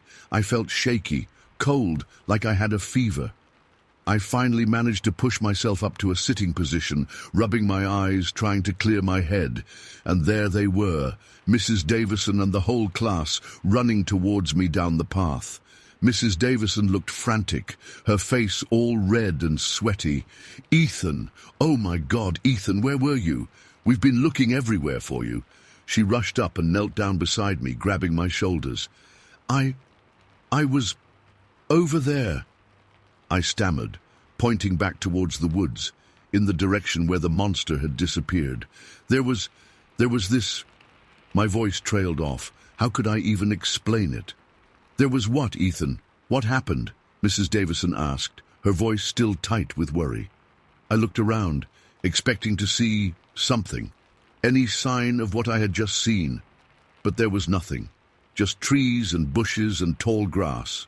Normal woods, no monster, no footprints bigger than a bear's. Nothing. There was a big hairy thing, I mumbled. Like Chewbacca, but scary. It was huge and hairy, and it moaned. I felt stupid even saying it out loud. It sounded so ridiculous. Mrs. Davison frowned, her brow furrowing. A hairy thing? Ethan, what are you talking about? Are you okay? Did you fall and hit your head? She felt my forehead, checking for a fever. No, I'm okay, but it was there. It was in the woods. It picked me up. I was getting more and more agitated, trying to make them understand, but they were all just staring at me, the kids whispering amongst themselves. Mrs. Davison sighed and gave me a tight, strained smile. Ethan, honey, you were probably just scared because you got lost. There are no hairy monsters in Des Plaines. Maybe you just saw a deer or something and it scared you. It's okay. You're safe now. Come on, let's get you back to the bus. She helped me to my feet, and the other kids crowded around, looking at me with a mixture of curiosity and disbelief. No one believed me. Of course not. It sounded crazy. Even to me now, as I tried to explain it, it sounded like a kid's wild imagination. They just kept saying I was lost, that I was probably just imagining things because I was scared. They said maybe I saw a bear, even though there aren't bears around there. They just kept dismissing it, explaining it away. No one even entertained the idea that I might have actually seen something else. We went back to the bus, and the whole time I kept looking back at the woods, expecting to see it again maybe, hoping maybe, but there was nothing, just the trees, silent and watchful. That night I had nightmares, vivid, terrifying nightmares. The monster's face hidden in shadow, its long, hairy arms reaching for me, and that moan, that awful, bone-chilling moan echoing in my dreams, waking me up in a cold sweat night after night. It kept happening, the nightmares, the fear. It changed me, I think. Before that day, I was just a normal kid, happy, carefree. After that day, something shifted. A part of me became afraid of the dark, afraid of the woods, afraid of being alone, afraid of things I couldn't explain. I never went back to Des Plaines' Dolomite prairies. I never wanted to. The memory of that day, of that creature, it stuck with me all these years. I'm older now. I know there's no such thing as monsters, right? Logically, I know it. But sometimes, late at night, when it's really quiet, I still hear it. That moan, faint, distant, but there. And I wonder, what was it? What did I really see that day in the woods? And why me? Why did it come for me? To this day, I have no explanation. Was it a hallucination? Some kind of weird dream while I was awake? Stress-induced astral projection? I have no idea. And honestly, I don't think I ever will. It just happened, and it changed everything. And sometimes I still look over my shoulder when I walk through the woods, just in case. Story 7. Look, I'm not one for internet forums, and honestly, I still don't know why I'm typing this out right now, to a bunch of strangers. Maybe it's just to finally get it off my chest, you know? It's been a few years, and even though I try not to think about it, it comes back sometimes. Especially this time of year, when the leaves start turning and the air gets that bite to it. Reminds me of the mountains. See, I've always been a hunter, grew up with it. My dad, my grandpa, uncles, it's in the blood. And I've been in some tight spots in the woods before, believe me. 30 years as a cop, you see things, you deal with things. Armed standoffs, foot chases at night, all kinds of crazy. Never really rattled me. Until that hunt. It was supposed to be just a regular black bear hunt. Whisperwind Mountains near Oakhaven. Beautiful country, rugged, real wilderness. I went with Jedediah, who's been guiding hunters in those mountains since before I was born, and my buddy Marcus. Marcus is a good guy, solid as a rock. We figured a few days in the woods, bag a bear, good times. We set up base camp a ways in, near a creek. That creek sound was the only thing normal about the whole damn trip, come to think of it. Jedediah knew the area like the back of his hand. He'd set up a few bait stations earlier in the season to draw the bears in. We split up, each taking a stand for the afternoon vigils. Mine was higher up. A trek, Jedediah called it. Good spot, he'd said. Tough to get to. Less chance of other hunters. Big bear territory. Sure, okay. I'm not afraid of a little hike, but even the climb felt different somehow. The air felt heavy. Not like weather heavy, just something else. First day, nothing. Okay, hunting, right? Patience. Second day, still nothing. And it wasn't just no bears. It was nothing. No deer moving through, no squirrels chattering, not even birds singing. Dead silence. Except for the creek way down below, there was just this thick silence hanging in the air. Now, I've been in quiet woods before. But this wasn't normal quiet. It was empty quiet. Like something had sucked all the life out of the place. I tried to read, brought a paperback, old detective novel, figured it'd kill the time. Couldn't focus. My eyes kept drifting up from the page, looking into the woods. Just expecting something. But there was never anything there. Just trees, shadows getting longer as the afternoon wore on. That specific bait station was a platform Jedediah had built years ago, nailed to a couple of sturdy pines, overlooking a clearing where he'd dumped some bait. Rotten meat, corn, stuff like that. It stank, sure, but that's supposed to attract the bears. Only nothing was getting attracted. I'd sit there, hours on end, rifle across my lap, scanning the woods. Every little rustle of leaves, every snapping twig, my heart would jump. But it was always just the wind, or nothing at all. The sun would start to dip behind the mountain ridge, the woods would darken, shadows would stretch and twist, making trees look like hunched figures. And that silence just pressed in closer. By the third day at that stand, I started to get really uneasy.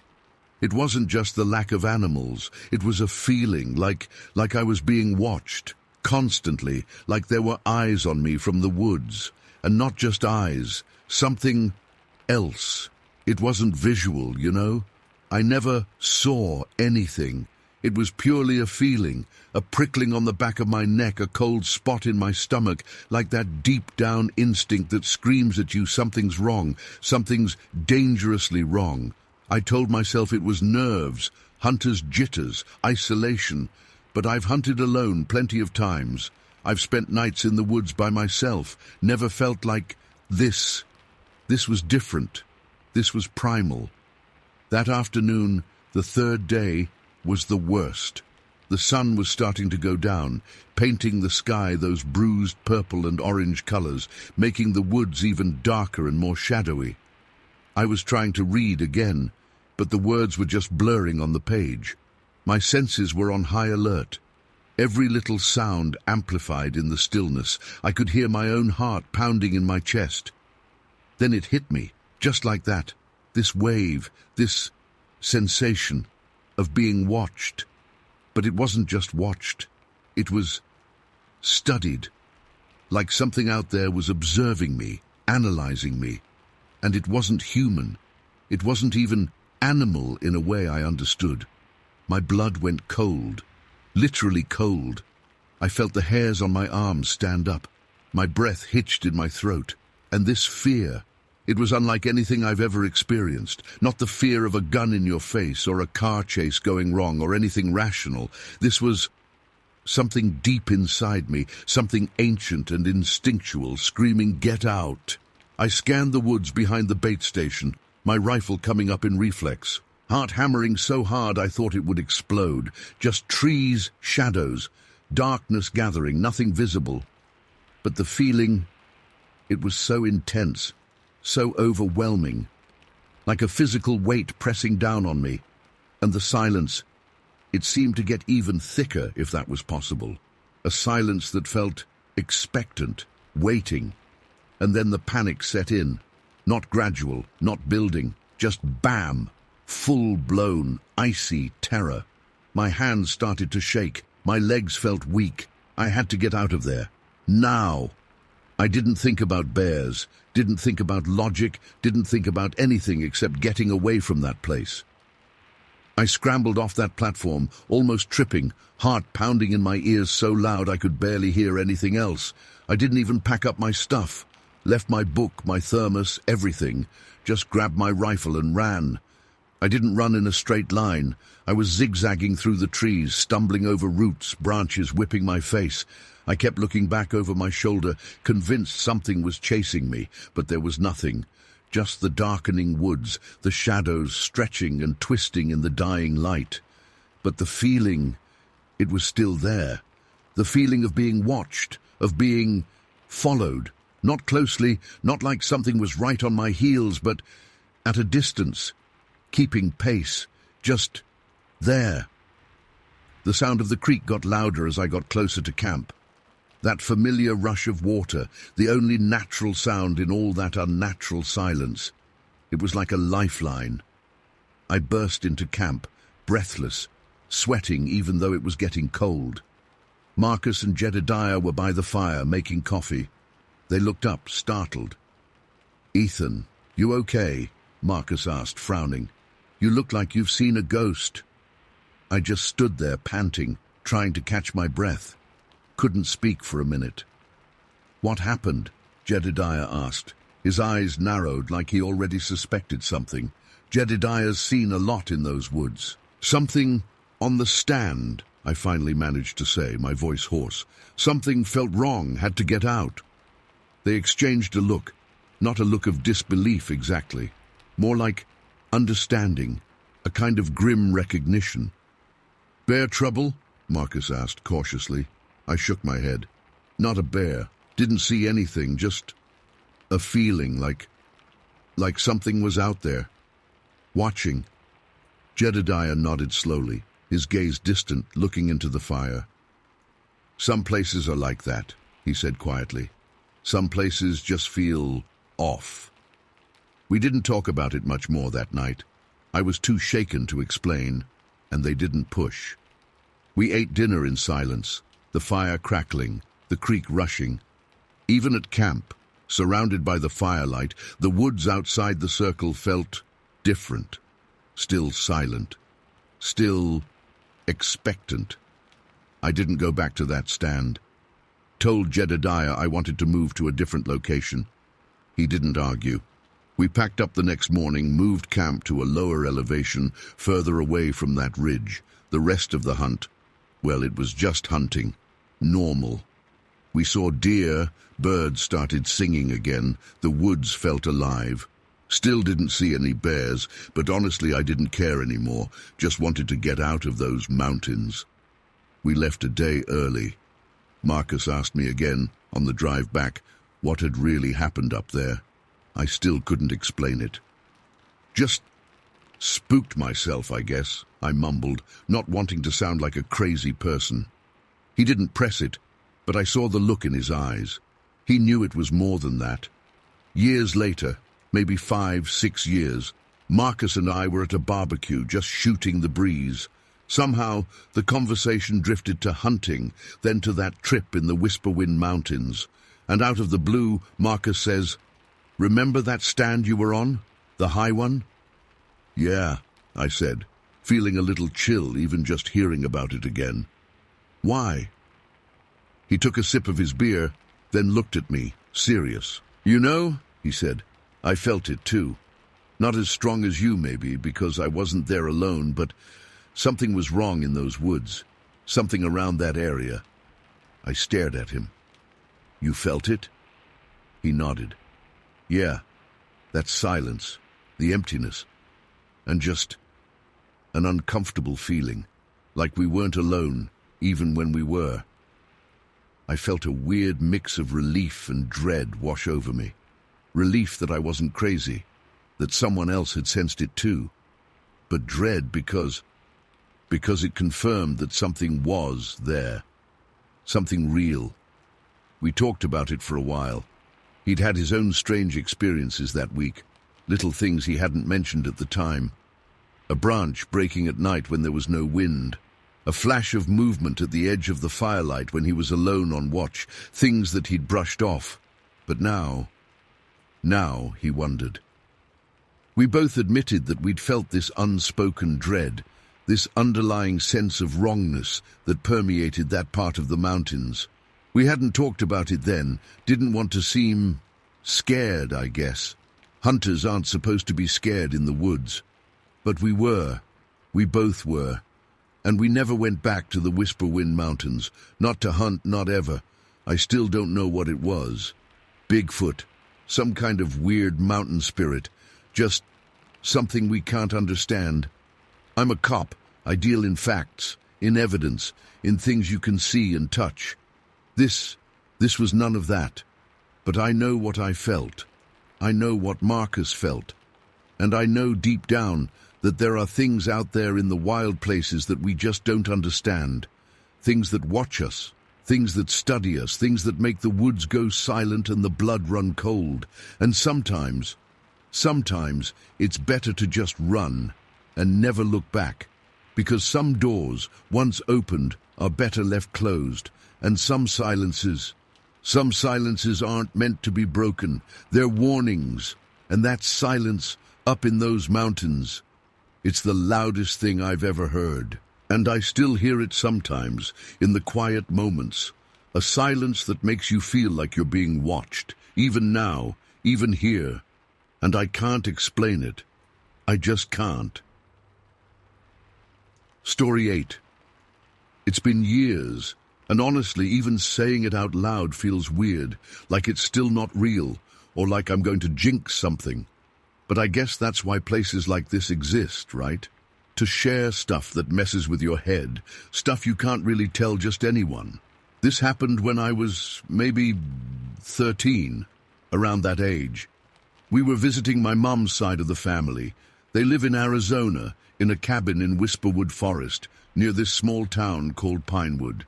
Arizona in the summer is brutal hot, like walking into an oven. But up in the mountains it's different. Still warm, but bearable, especially at night. The cabin was awesome. Classic woodsy kind of place. Smelled like pine and old books. Out back they had this huge tree house like something out of a movie. My uncle built it himself for my cousins, and I was stoked because I was supposed to sleep out there. I've always been into weird stuff, you know, cryptozoology, Bigfoot, all that kind of thing. My dad, well, he has his own story from years ago, something that happened to him in the Whisperwind Mountains in Idaho. He doesn't talk about it much, but enough details slipped out over the years to make me pretty fascinated. He always gets this look in his eye when it comes up, like he saw something he still can't explain. Anyway, I was excited about the treehouse. I even packed my sleeping bag and a flashlight, ready for a night under the stars. But then we got there, and the cicadas were insane. Just deafening, that constant buzzing and clicking, louder than anything I'd ever heard. It was everywhere, wrapping around you, vibrating in your bones. Trying to sleep outside with that noise was impossible. So plans changed, and I ended up in the loft inside the cabin. The loft was cool, though. It was this cozy little space with slanted ceilings and a big window looking out into the woods. It was supposed to be a study, I think, but it was more like a junk room that smelled faintly of cedar and dust. There was a desk shoved in the corner and a bunch of old boxes stacked up, but the window was the best part. That night, after everyone else had gone to bed, it was probably around midnight, maybe a little later, I was just lying there, still wide awake. It was darker than dark in that loft, except for the moonlight coming in through the window. It painted these weird shapes on the walls from the trees outside, branches swaying a little, even though there wasn't much wind. I couldn't sleep, partly because of the cicadas. They were still going strong, even at night.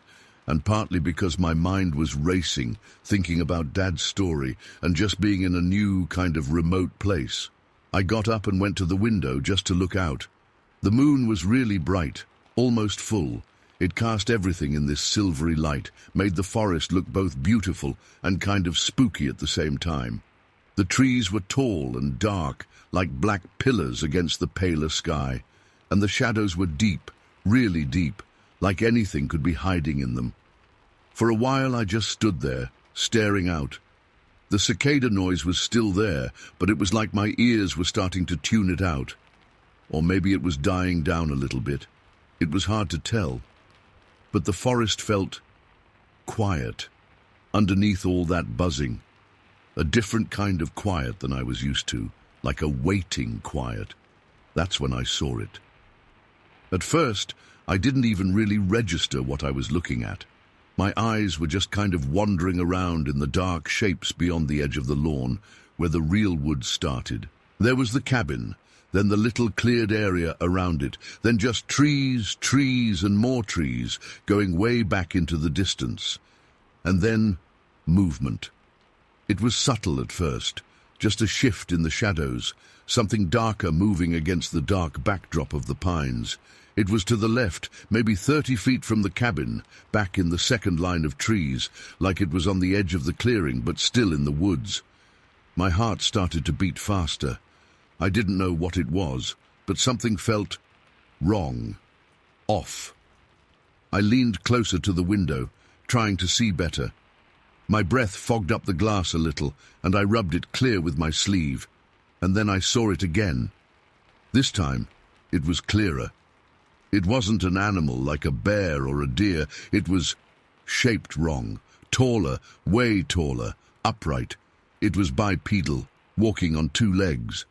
I froze, completely still, like every muscle in my body locked up. I couldn't even blink. It moved again, and this time it stepped out a little further, into a patch of moonlight.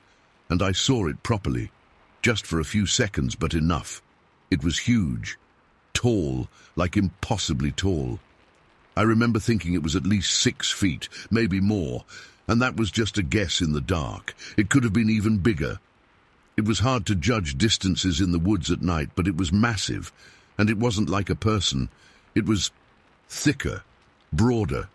The way it moved was different too. It was walking, but it wasn't striding like a person would. It was more purposeful, like it knew exactly where it was going, and it wasn't in a hurry, but it wasn't messing around either, just deliberate and steady. The moonlight wasn't strong enough to pick out details clearly. It was mostly silhouette, a dark shape against other dark shapes. But I could see the general form, broad shoulders, a thick neck, and a head that was, I don't know, kind of rounded, kind of blocky, definitely not human. And then it stopped, just stopped walking, and stood there motionless for what felt like forever, except it was probably only seconds. But in those seconds everything went silent. Or maybe the cicadas finally stopped, just at that exact moment. I don't know. But it felt like the whole forest held its breath. Then slowly, deliberately, it turned its head. It turned it right towards the cabin, right towards my window, and I just knew that it was looking at me. Even though it was dark and far away and shadowy, I felt it, like there was this connection. Across the clearing, across the darkness, its eyes were locked on mine. I couldn't see its eyes clearly, just 2 dark spots in the shadowed face, but I felt them. I felt them looking at me, intensely, directly, like it was seeing right through me. My heart was pounding in my chest, so hard I thought it would burst. I could feel the blood rushing in my ears. My mouth went dry like I'd swallowed a mouthful of sand. I wanted to scream, to yell, to run downstairs and wake everyone up, but I couldn't move. I was completely paralyzed, frozen to the spot. We just stood there, both of us completely still, staring at each other across the moonlit space. Me in the window, it out in the woods, for what felt like ages, but it was probably just a few seconds, maybe 5, maybe 10. It felt like time stopped.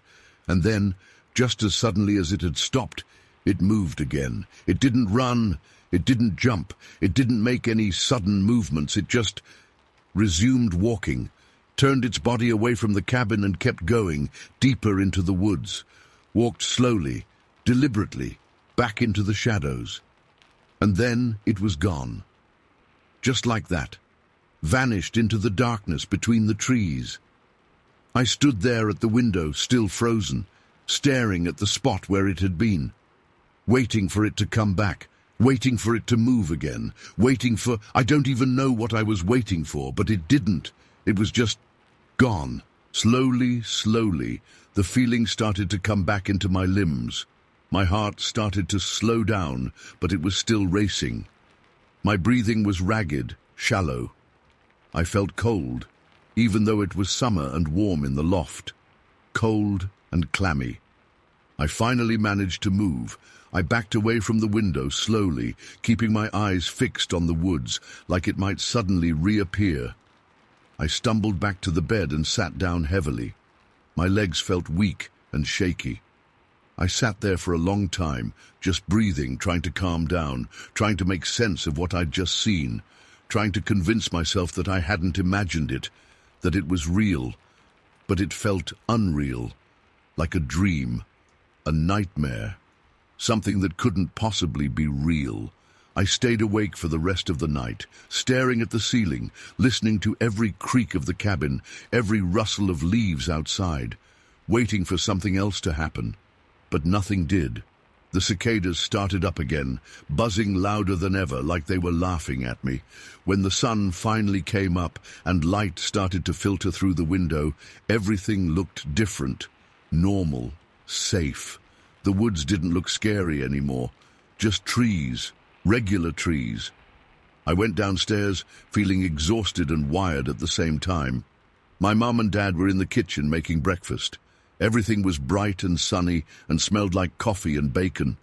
Normal family vacation morning. I didn't say anything, not then, not for a long time. I was scared they wouldn't believe me, or worse, that they would believe me but think I was crazy or something. And honestly, even I wasn't sure if I believed myself. But I know what I saw, I know what I felt, that feeling of being watched, of being seen, the size of it, the way it moved, the way it looked at me. It wasn't a bear, it wasn't a deer, it wasn't any animal I've ever seen or heard about. It was something else, something big and dark and unknown out there in the woods, something that looked at me and then just walked away. 10 years later, and I still think about it sometimes. Especially when I'm in the woods at night. That feeling comes back, that prickling on the back of my neck, like something is watching, like something big and dark and silent is out there, just beyond the edge of the light in the shadows. And I still don't know what it was. I really don't. And honestly, a part of me doesn't want to know. Some questions are better left unanswered, I guess. Some things are just out there, and sometimes they look back. Story 9. Look, I'm not someone who makes stuff up, especially not about the woods. I grew up in Flagstaff, Arizona. Camping and hiking was basically our family religion. I know the forest. I know the sounds, the smells, the way light plays through the trees.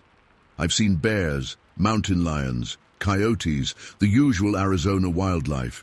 Never been spooked, never felt genuinely afraid in the woods until that day. It was May 29th, 2010. Forest Lakes. Beautiful place. Me and my son Kevin, we'd gone out for a quick overnight trip. He was, what must have been around 13, 14 back then. Big for his age, already taller than most kids, almost my height. We picked a spot near Forest Road 115, not right on the road, but maybe 100 yards or so in, off a little unmarked spur. We weren't trying to hide, just wanted a bit of peace. It wasn't even officially summer yet, so the crowds hadn't really hit. And this area of Coconino County, Whisperwood Forest, it's pretty spread out anyway. We'd set up camp early afternoon, just a couple of tents and a fire pit. Spent the day fishing in a nearby creek, did some hiking around. Normal stuff. By late afternoon, the sun was starting to dip, casting those long shadows, you know the kind I mean. It was getting close to 6 p.m., and my wife was supposed to meet us up at the intersection of 115 and that smaller road we took in, Forest Road 300, to pick us up. We were packing up, breaking down camp, getting everything stowed in the back of the truck so we could just load up and go when she arrived. Kevin was folding up the chairs, and I was wrestling with the tent poles, trying to get them back into that stupid little bag they never quite fit into.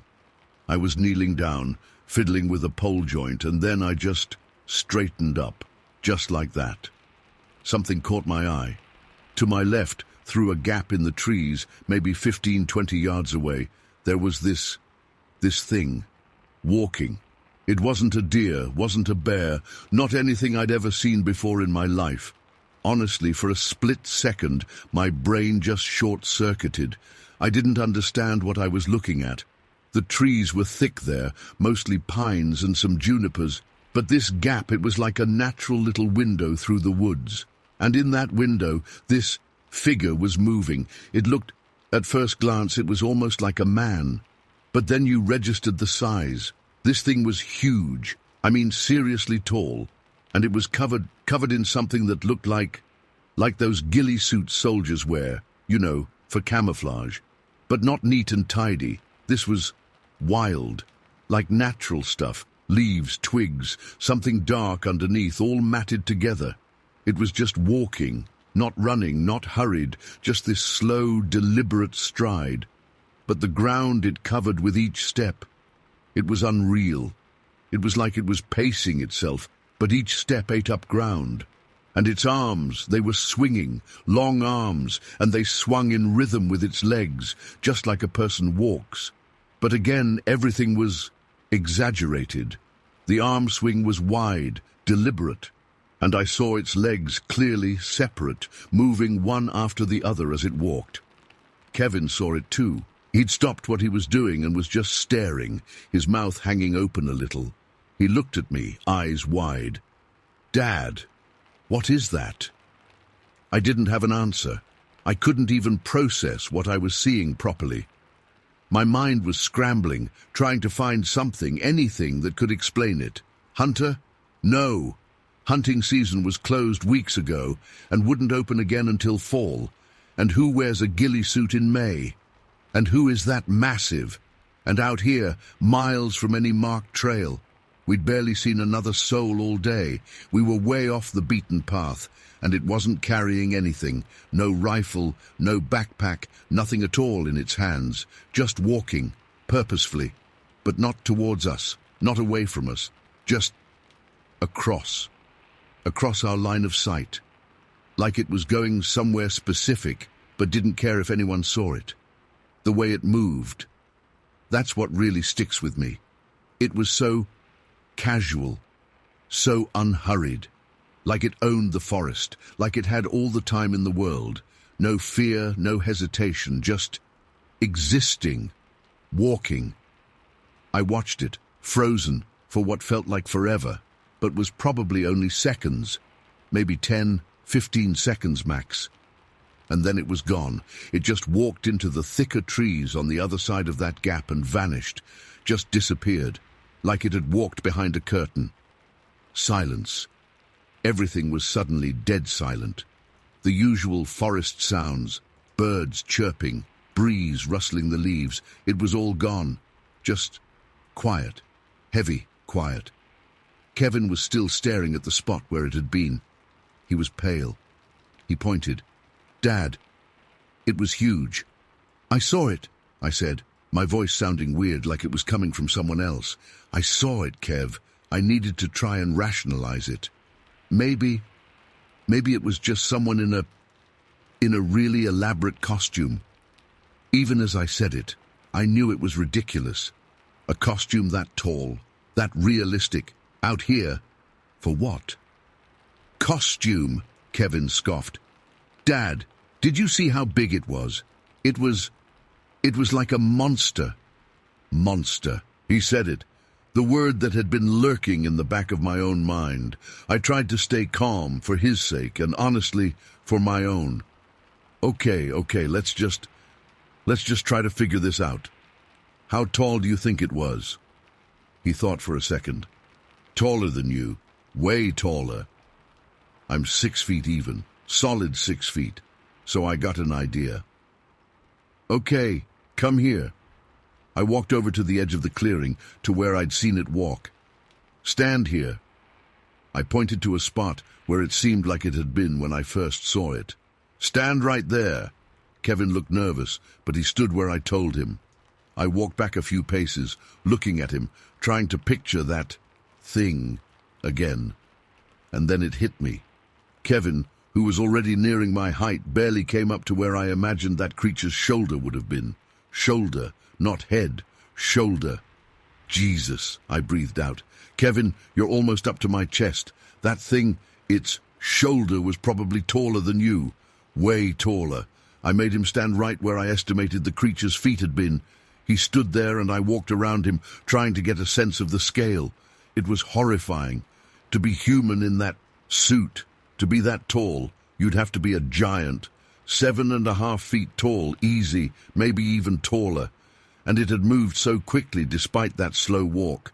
The distance it covered, we were maybe 15, 20 yards from the tree line, and it crossed that gap in maybe 3-4 strides. Human strides, but gigantic. We stood there for a while, just staring at the trees. The silence was still there, pressing down on us. The air felt different, heavier. "Dad," Kevin said, his voice quiet. "I don't like this." "Me neither, kid," I said. "Me neither." My wife was due any minute. I checked my watch again and again. Every rustle of leaves, every snap of a twig, it made me jump. I kept looking back at those trees, that gap where we'd seen it, expecting it to reappear, expecting... What? I didn't even know. But the fear was real. Cold, sharp fear. Not the kind you get from watching a scary movie. This was primal. Like something deep inside me was screaming danger. Finally, we heard the rumble of my wife's SUV coming up the road. Relief washed over me in a wave. She pulled up right at the spur road entrance. We practically ran to meet her. She was smiling, happy to see us. "Hey guys, campsite all packed up?" "Yeah," I said, maybe too quickly. "Yeah, all ready to go." Kevin was still pale and quiet. He got in the back, and I got in the front, and we pulled out onto Forest Road 115. As soon as we were moving, it felt a little better, a little safer. Civilization, or at least the promise of it. My wife noticed something was wrong immediately. "What happened?" she asked, looking at me. "You both look like you've seen a ghost." I hesitated. How do you explain something like that without sounding insane? We saw something weird," I started, "back at the campsite." I told her what we'd seen, the size, the suit, the way it moved, everything. She listened patiently, her expression shifting from amusement to concern as I went on. Kevin chimed in, backing me up, describing what he'd seen in his own words. When I finished, she was quiet for a moment. "A ghillie suit?" she said finally. "You're sure it was a person?" "No," I said firmly. "I'm not sure it was a person at all. Not a normal one anyway. It was too big, too wrong." She looked at Kevin in the rearview mirror. "Kevin, you really saw this too?" He nodded solemnly. "Yeah, Mom. It was scary." She sighed. "Okay," she said. "Okay, well, let's go back and break down the rest of the campsite. Maybe we can figure out what it was." "No," I said immediately. "No, I don't want to go back there." The thought of going back, of being back in that silence, under those trees, with the possibility of that thing still being out there, it made my skin crawl. But my wife is practical. "Daniel, we can't just leave everything. We still have the tent to pack up, the fire pit to clean out." She was right. Logically, she was right. But logic wasn't cutting it right now. Fear was winning. Against my better judgment, we drove back. Back to that spur road, back into the trees. The closer we got to the campsite, the heavier that feeling got. The air felt thick again, the silence pressing down. We got out of the SUV. The campsite was still there, exactly as we'd left it. The folding chairs folded, the tent partially disassembled, and that silence. It was like the woods were holding their breath. I felt exposed, vulnerable, like we were being watched. I scanned the trees, every shadow, every flicker of movement. Nothing, just trees and silence. We finished packing up in record time. No talking, just quick, efficient movements. Load everything in the car, break down the fire pit, stomp out any embers, check, double check, triple check. and then we were out of there, dust flying as we sped back onto Forest Road 115, leaving Whisperwood Forest behind us. But we didn't leave it behind, not really. That image, that presence, it stayed with me, and with Kevin. For weeks, we talked about it constantly, trying to make sense of it. Googling giant ghillie suit man Arizona woods. Ridiculous, I know, but we were desperate for some explanation, any explanation. Eventually, we found some stuff online, stories, accounts of things, Bigfoot, Sasquatch. I'd always been skeptical, dismissed it as campfire tales, old wives' stories. But reading some of these accounts, especially from people in this area, in Arizona, in Whisperwood Forest, it started to get under my skin. The descriptions, the feelings they described, the sheer size, it echoed what we'd seen. I even contacted the BFRO, Bigfoot Field Researchers Organization. Yeah, I know how that sounds, but I was serious. I needed answers. They actually responded. A woman named Sandra McKinley. She was a researcher with them. She got in touch and said she was interested in our account. She came out to Forest Lakes a few weeks later. We met her at the ranger station, and then we drove out to the site, back to that spur road. It felt strange going back there, even with her there. The woods still felt different, charged. We showed her exactly where we'd been, where we'd seen it. She was meticulous, measuring distances, taking notes, asking us questions, dozens of questions. Details I'd almost forgotten. She'd pull them out of me. The exact time, the weather, the direction the wind was blowing, the sounds, the smells, everything. Then she asked us to reenact it, show her where we'd stood, where the creature had walked. Kevin and I walked it out for her, step by step, describing what we'd seen and how we'd felt. She filmed it all, asked us to repeat things, walked the path herself, examining the ground. She was out there for hours. And then, after it was all done, she sat us down and talked to us. She said she couldn't say for sure what we'd seen, obviously. But she said, based on our account, based on the location, based on other reports from the area, she believed we'd had an encounter. And then she said something that really messed with my head. She said, based on the way we described the movement and the direction it was heading, and considering other sightings in Whisperwood Forest, she thought it might have been two creatures, not one, but two, moving in perpendicular paths across that service road. Two giant, silent things, walking through the woods, just existing, and we'd stumbled right into their path. I asked her, what were they? What do they want? Are they dangerous? She just shook her head. We don't know, Daniel, she said. We really don't know. That's the truth of it. And that's the thing that haunts me to this day. The not knowing. We went back to our normal lives. Camping trips became less frequent. The woods, they just felt different now, like they weren't quite safe anymore, like there was something out there, something huge and unknown, watching from the trees. I still go hiking sometimes, but I never go back to Whisperwood Forest, and I never go alone. And every time I'm in the woods now, even in a busy park, I can't shake that feeling of being watched, that memory of that thing walking through the trees, so big, so silent, so utterly unknown, and the silence after it was gone.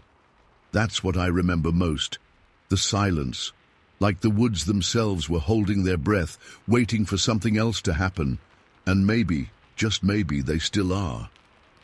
Story 10. Okay, so I've never actually talked about this to anyone outside of my family, and even with them, it's a weird topic to bring up, but I saw this thread about strange things happening in the woods, and something just clicked, like maybe it's time to finally put this out there. I don't know what it was, and to this day, I still get a chill just thinking about it. It happened when I was 10, summer of '83. We were camping up in Oak Creek Canyon in Arizona near Slide Rock. My dad, he was big on camping, loved being outdoors, fishing, hiking, the whole deal. My mom went along with it, and me, well, I was a kid, so anywhere that wasn't school was good with me. This day, I remember it was hot, but in that dry Arizona way, you know? Not humid, but just baking hot. We were camped maybe a little walk from the creek, but the spot Dad found was perfect, lots of shade from the pines and oaks. Anyway, I really wanted to fish. I'd just gotten a new rod and reel for my birthday, and I was itching to use it. Dad said, okay, just stay close to the riverbank, don't go wandering off into the trees, and be back before dark. Easy enough, right? 10-year-old me felt like a grown-up adventurer, so I grabbed my gear, my little tackle box, and head down to the creek. It was beautiful. The water was so clear you could see all the way to the bottom, and it was cool, which felt amazing on my skin. I found a nice spot a little ways away from where we were camped, kind of tucked around a bend in the riverbank, figuring I'd have it all to myself, and maybe the fish would be biting better away from everyone else making noise. The forest right there, back from the river, was thick, like seriously dense. Even though it was midday, the sun was already starting to dip behind the canyon walls a bit, so the woods were already pretty shady and dark, even just a few feet in from the creek. I remember that because it was kind of spooky even then. I was a kid, sure, but I wasn't afraid of the dark, not really. But this was different. It was like a dark you could feel, if that makes any sense. I baited my hook, cast my line out, and waited. The sounds of the creek were all around me, the water gurgling over the rocks, birds chirping, typical forest sounds, peaceful. For a minute, it was exactly what I wanted. Just me and the fish trying to catch dinner. Then I heard it, thump, thump, thump. It wasn't like branches breaking. It wasn't like rocks rolling downhill. It was heavy, really heavy, and rhythmic. Like something big was moving. Walking maybe, but walking with an enormous weight. I spun around fast, rod nearly flying out of my hand. My heart started pounding. I scanned the trees, trying to see through the thick undergrowth. Nothing. Just trees, bushes, shadows. The thumping stopped as suddenly as it started. My breath was coming fast, and I remember thinking, what the heck was that? I told myself it was probably just a deer. Maybe a big one. Yeah, that had to be it. Deer were in forests, right? Big deer could make loud noises, I tried to convince myself. I turned back to the creek, trying to calm down, to just focus on fishing. But the feeling, it was still there, like something was wrong. Like I wasn't alone anymore. That creepy feeling you get sometimes, like eyes are on you. Then it came again. Thump, thump, thump. Closer this time, and something else, a sound that made the hairs on the back of my neck stand up straight, a deep, raspy breath, like someone struggling to breathe, but way bigger, deeper, guttural. It wasn't a deer. No deer breathed like that. This was different. This was wrong. Fear, real, icy, bone-deep fear grabbed me. My hands started shaking. I backed up slowly, my eyes locked on the woods, trying to see anything at all. The thumping and breathing were moving, getting closer, but still. I couldn't see a thing through those damn trees. It was like the forest itself was swallowing whatever was making those noises. I edged back until my back was pressed hard against the trunk of a big old tree. Rough bark digging into my shirt. I gripped my fishing rod so tight my knuckles were white. My heart was hammering against my ribs like it was trying to escape. Every nerve in my body was screaming at me to run, to get out of there. But I was frozen, stuck, terrified to move, terrified to even breathe too loud. I just stood there, back against that tree, peering into the shadows, straining my ears, trying to pinpoint where the sounds were coming from. Thump, breath, thump, breath. It was circling me, moving around me in a slow, deliberate way. Sometimes closer, I could hear the thumping almost right there, just inside the tree line, the breathing rasping, heavy. Then it would move further away again, the sounds fading slightly, but always there, always circling. It felt like hours, but it was probably only minutes. but minutes that stretched out into forever, minutes filled with dread, with the cold grip of terror, minutes where I felt utterly, completely helpless, a kid alone, with something huge and unseen moving around me in the dark woods. And then, just like that, it stopped. Silence. Not the peaceful forest silence from before. This was a thick, heavy silence, like something had just sucked all the sound out of the air, just the creak gurgling and the pounding of my own heart in my ears.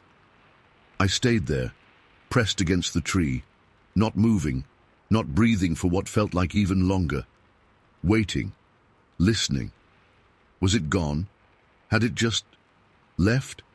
Slowly, so slowly, I started to think, maybe it was just my imagination getting the better of me. Maybe it was just echoes, forest sounds playing tricks.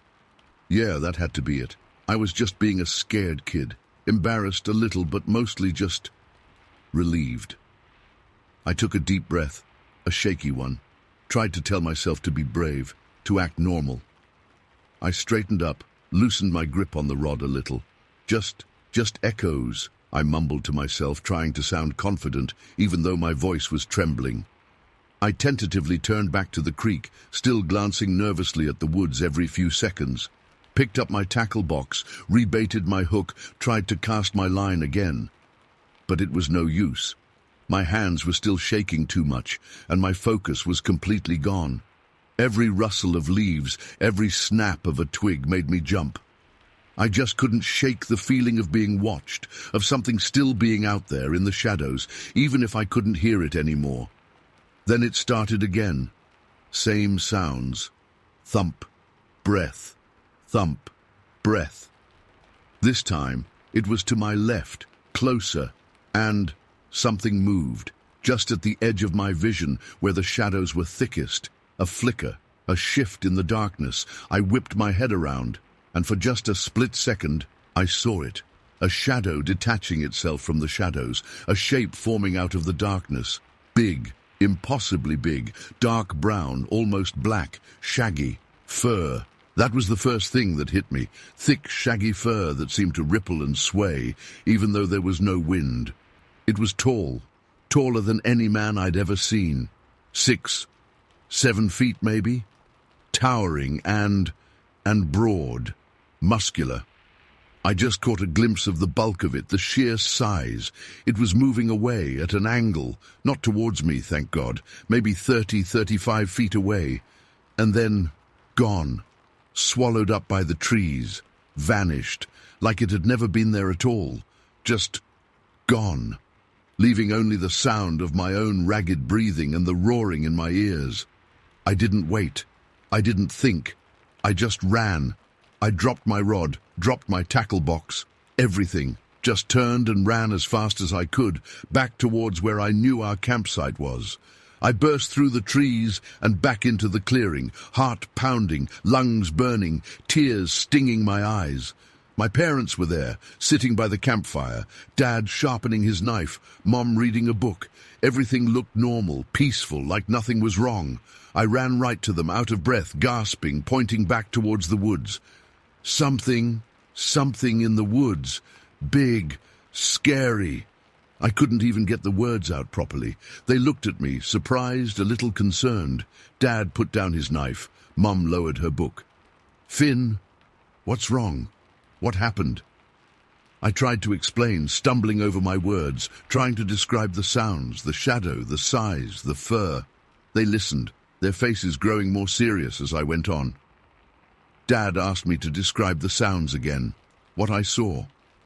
He asked if I was sure it wasn't just a deer, or maybe a bear. We were in bear country after all, but I knew it wasn't a bear. Bears don't breathe like that. Bears aren't shaped like that. And that fur, it was different, wrong somehow. They tried to reassure me, told me I was probably just spooked, that the woods can play tricks on you. They said maybe it was a bear and it just moved away. They wanted to go back with me to get my fishing gear, but I refused, absolutely refused. No way was I going back in there, not even with them. And then something happened that, well, It freaked them out too, I think. Our dog, Barnaby. He was a big Labrador, usually fearless, loved running around in the woods, always getting into trouble. He was always with me. But that day, he was nowhere to be seen. We'd left him at the campsite because we knew I was just going fishing for a bit, and he usually just wandered around nearby. Mum called him, "Barnaby! Barnaby, boy, come here!" Usually he'd come bounding out of the trees, tail wagging like crazy. Nothing. She called again, louder. Still nothing. Dad started to get a little worried. He started calling him too, whistling, walking around the campsite, looking behind trees everywhere. And then we heard it. A whimper. Faint, but definitely Barnaby. We followed the sound and found him. In the tent. Right in the back corner of the tent, burrowed as far as he could get, shivering. He wouldn't come out. We tried coaxing him, calling him, even offering him treats, his favorite jerky. He just stayed there, cowering, whimpering, trembling like a leaf. Barnaby was never scared of anything. He was a big, tough dog. He'd chased off squirrels, scared away raccoons, even stood up to bigger dogs before without flinching. But now, he was terrified. And not just a little nervous, genuinely, deeply terrified. He stayed like that the rest of the day. We managed to get him out of the tent to pee and eat, but he wouldn't go more than a few feet from us. And he kept looking back towards the woods, his ears flattened, tail tucked tight between his legs. Every little noise made him jump. That night, it was worse. He wouldn't go outside at all. He peed in the tent, which he never did, ever. He just huddled in the corner, shivering and whining all night long. We tried to calm him down, but nothing worked. He was completely and utterly traumatized. And it wasn't just that night. The next day and the day after that, he was still like that. Still jumpy, still scared of the woods, still sticking close to us like glue. It took days for him to even start acting remotely normal again. He was never quite the same after that trip. He became more watchful, I guess, nervous in new places. We never went back to that spot by the creek. We packed up camp the next morning and left Oak Creek Canyon a day early. Dad never said much about it after that, and Mum just kept telling me it was probably a bear, and Barnaby was just acting weird because of the change in environment. But I know what I heard. I know what I saw, for that split second, and I know Barnaby was scared of something real. Something in those woods had terrified him too, something that wasn't a bear, or a deer, or anything normal. To this day, I have no idea what it was. And honestly, I don't want to know. Some things are better left unseen, unexplained. But whenever I think about those woods, those heavy thumps, that raspy breathing, that shadow, I still feel that cold fear grip me. And I remember Barnaby trembling in the back of the tent, and I know whatever it was real. And it was something I never, ever want to encounter again. Story 11. It was supposed to be a nice drive back. Christmas was over. We'd spent a week with Eleanor's family in LA, and now we were heading back to Denver. Lily was just 6 months old, sleeping in her car seat, all bundled up. Eleanor was beside me, looking at the map, trying to figure out where we were. I was just driving, Route 66, beautiful drive usually, even in December. But this time it wasn't beautiful at all. We hit that storm out of nowhere. One minute we were driving along, maybe a little snow on the sides of the road. The next, it was like someone flipped a switch. Snow was coming down hard, fast, and thick. The wind picked up, whipping it around, and visibility dropped to practically nothing. I slowed down, of course, wipers going full blast, headlights barely cutting through the white. Eleanor was saying maybe we should pull over, wait it out. I kept saying it would probably pass, typical guy thing, thinking I could handle it, just keep pushing on. But it didn't pass. It got worse. The road got slicker, the snow piled up faster. I started to feel the beetles slipping, sliding a little. That's when I knew I'd messed up. We should have stopped sooner. I saw a stretch of the road looked a little wider, just off the shoulder, and I thought, all right, gotta pull over now, before we end up in a ditch or worse. I steered us off the highway, carefully, slowly, into the snowdrift by the side of the road. The tires spun for a second, but then we were stopped. Snow was already piling up against the windshield. It was quiet, eerily quiet after the wind and the road noise. Just the hum of the engine, the ticking of the wipers pushing snow, and Lily softly snuffling in the back.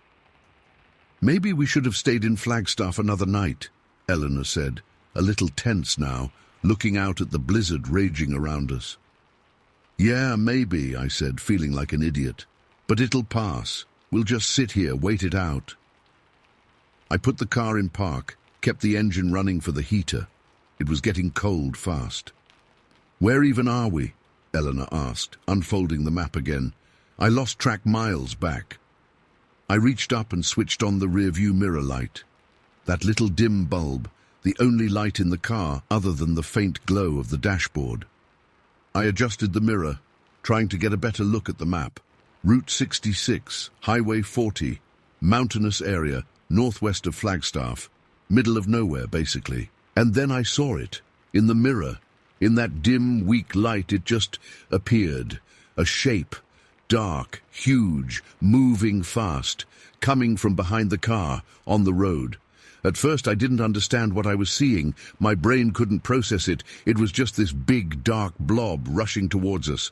Then it started to take form. It got closer, and the shape became man-like, but massive, way too big to be a man, tall, impossibly tall, and moving with an unnatural speed, even in this snow, running on two legs, straight for our car. My blood went cold, my heart slammed into my ribs. I didn't even think, I just knew, instantly, this was something terrible, something not right. "Eleanor," I whispered, voice shaking. Look in the mirror." She was leaning over the map, still trying to make sense of it. What is it?" she said, annoyed, pushing her hair back from her face. I didn't answer, just kept staring at the mirror, frozen. The shape was bigger now, closer. I could see more detail in the dim light. Hairy, black, dark brown hair all over it. Still running, coming right at us. Arms pumping, long arms. Its form was becoming clearer, but it was still so impossible. Eleanor finally looked up, looked in the rearview mirror, and she saw it. Her eyes widened. She went completely still for a second, like she was frozen too. Then she gasped, a sharp intake of breath. What is that?" she breathed, voice barely a whisper. Her eyes were locked on the mirror. I don't know," I stammered, my mind racing, trying to find a rational explanation, a trick of the light, some weird shadow. But it was too real, too solid, too fast, and getting closer every second. I turned my head, slowly, carefully, to look behind us, through the back window, and there it was, right there, towering over the snow-covered highway, gigantic, hairy, moving like nothing I'd ever seen. It was humanoid, yes, it was shaped like a man, in a horrifying, twisted way. But it was wrong. Everything about it was wrong. Too big, too powerful, too fast, too animalistic, yet walking upright like a man. It was close, so close. I couldn't judge distance exactly in the blizzard, but I swear it was maybe 50, maybe 40 feet away, and closing fast. Eleanor screamed, a real scream, raw and terrified, that cut through the quiet of the car and the howling wind outside. Lily woke up in the back, started crying, a high, panicked wail. The sight of it was burned into my brain. 10 feet tall, maybe more. Massive shoulders, thick arms, covered in thick dark fur that looked coarse and matted.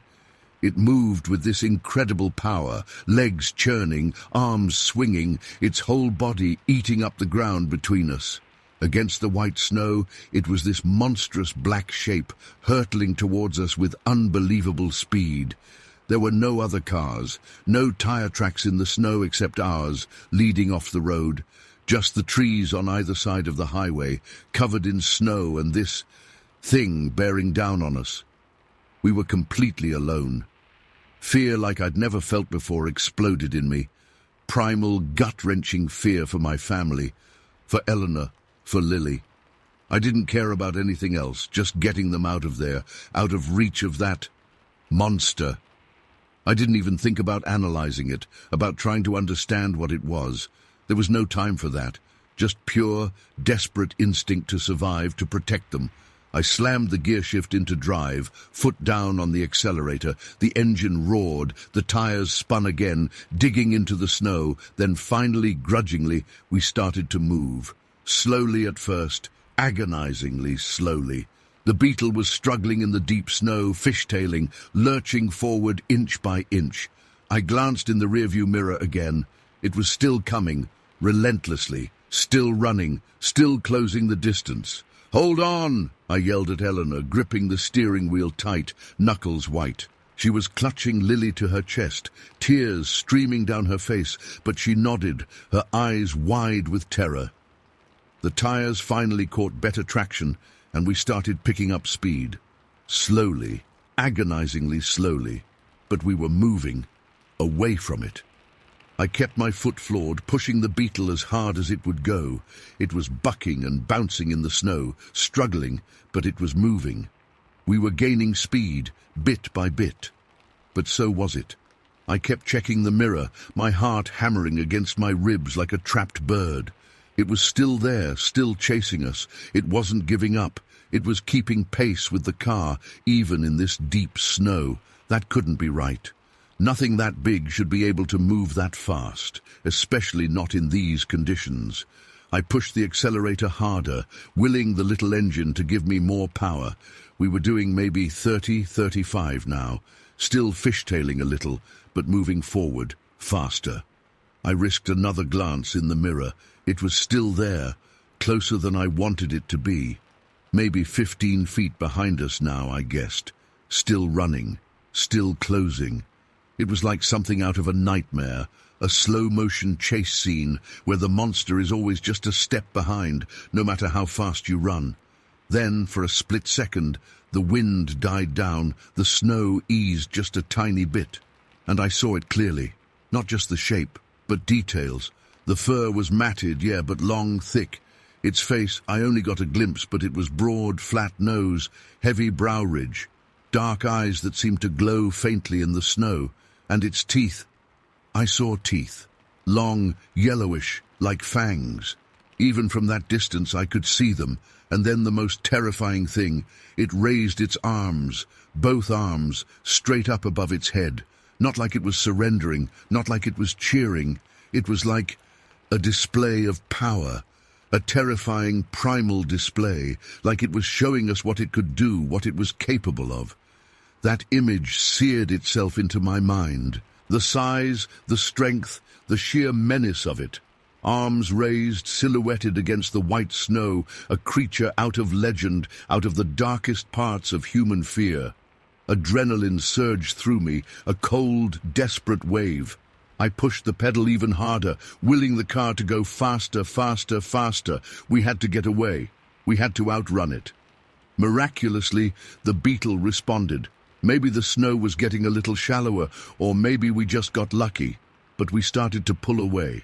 Slowly, agonizingly slowly, but the distance between us and the creature started to widen.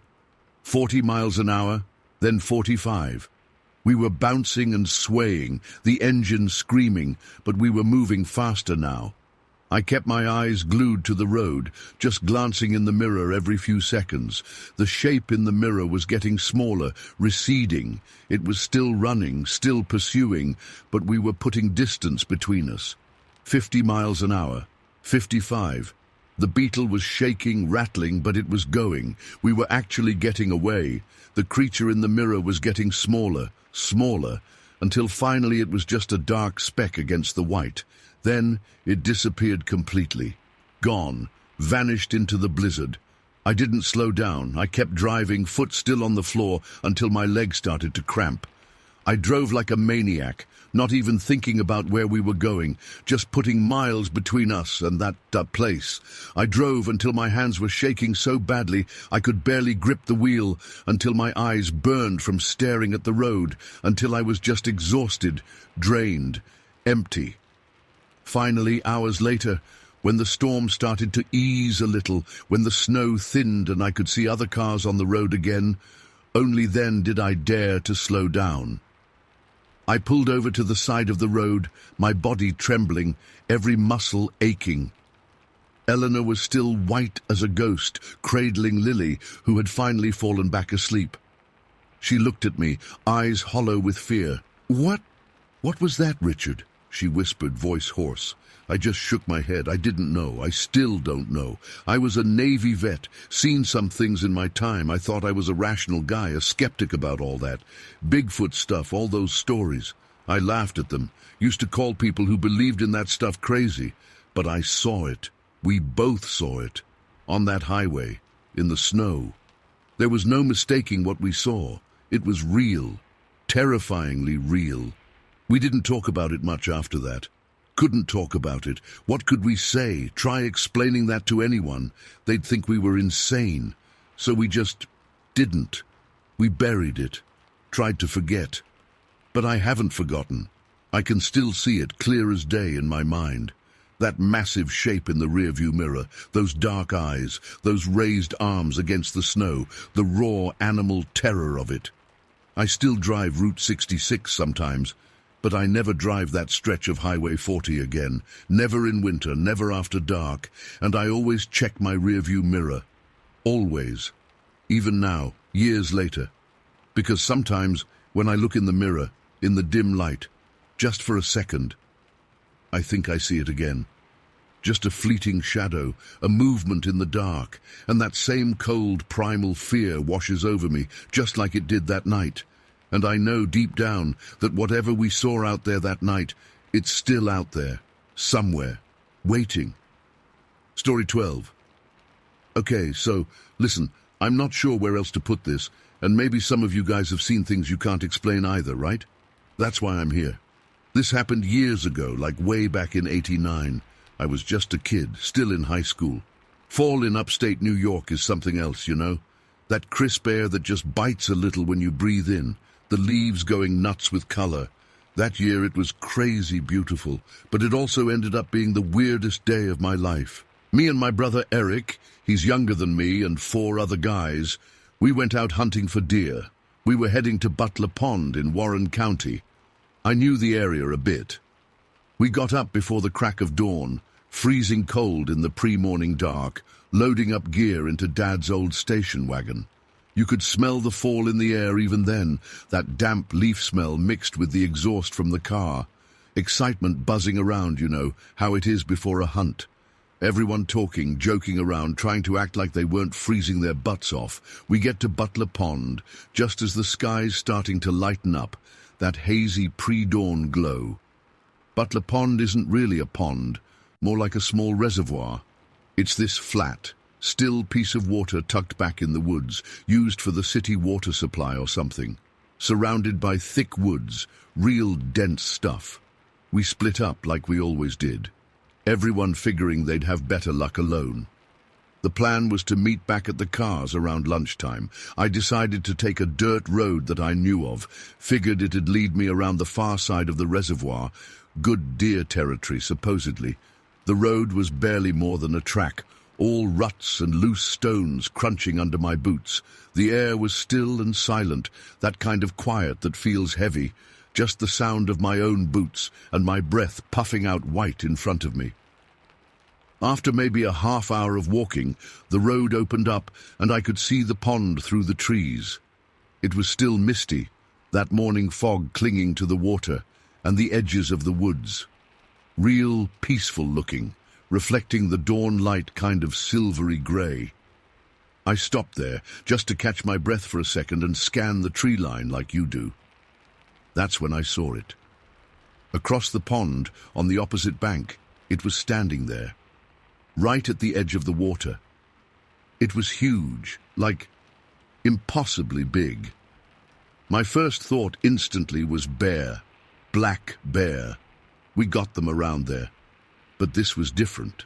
This thing was upright, standing straight up like a person, way taller than any bear I'd ever heard of, let alone seen, and thick, massive. It was dark, black, or dark brown, blending in with the shadows of the woods, especially with the mist hanging around. It was so far off across the water that it was blurry, kind of distorted by the air and the distance. I didn't have my binoculars. Stupidly, they were back in the car. My rifle didn't have a scope on it either, just open sights. So I'm just staring, squinting, trying to make sense of what I'm seeing. It shifted a little, moved an arm or a shoulder, and that's when I knew, deep down, that this wasn't a bear. Bears walk on all fours most of the time. Even when they stand up, they're still bear-like. This thing was just upright, like it was built to stand on two legs. A jolt of something went through me. Fear, sure, but also disbelief. I felt my heart starting to hammer in my chest. Adrenaline started pumping, but underneath that, there was this weird pull, this curiosity that was just as strong as the fear. I wanted to see it clearer, to figure out what the hell I was looking at. So, dumb teenager move, I started to walk around the edge of the pond. Figured I'd circle around and get closer to where I'd seen it. I kept to the edge of the woods, trying to stay quiet, even though I knew it was probably miles away, across the water. Every few steps I'd stop, glance back across the pond to see if it was still there. Most of the time, the mist was too thick, and I couldn't see anything clearly anymore. But that image of it standing there, huge and dark, was burned into my brain. It took me ages to walk around. The shoreline was muddy and uneven, with tangled roots and fallen branches everywhere. The woods were silent, except for the rustling of leaves under my feet and the occasional snap of a twig. Every shadow looked like it might be it. Every dark shape seemed to move. My senses were on high alert, everything amplified. I was sweating even though it was freezing cold out. Finally, I got to the other side, the spot where I thought I'd seen it. Just trees, thick woods. The water's edge was muddy, soft, and overgrown. I scanned around, heart still pounding. Nothing, just trees, mud, water, and morning mist. It was like it had vanished into thin air. I looked down at the ground. Mud, lots of mud, perfect for tracks. I started searching, scanning the ground, hoping to find something, anything. Bear tracks, deer tracks, anything to prove I wasn't going crazy. But there was nothing. No tracks in the mud. Just the normal scuff marks from leaves and branches, the tiny imprints of squirrels or birds. Nothing big, nothing heavy. That's when the really unsettling feeling started to creep in. It wasn't just fear anymore, it was something else. Doubt. Was I seeing things? Did the mist play tricks on my eyes? But I knew what I'd seen. I knew I had. It was too vivid, too real. But no tracks. How could something that big just vanish without leaving a trace? I spent maybe another hour or so just wandering around in those woods, trying to shake off this weird feeling. Trying to hunt, you know. That's what I was supposed to be doing. But I couldn't focus. Every rustle in the leaves made me jump. Every shadow looked like it was moving. The image of that thing kept flashing in my mind, standing there massive and dark, watching the pond. I didn't see any deer. Surprise, surprise, my head was a mess. I felt uneasy, like I was being watched, even though there was nothing to see, nothing to hear except the normal wood sounds. Finally, I figured, screw it, I'm heading back. It was getting towards lunchtime anyway.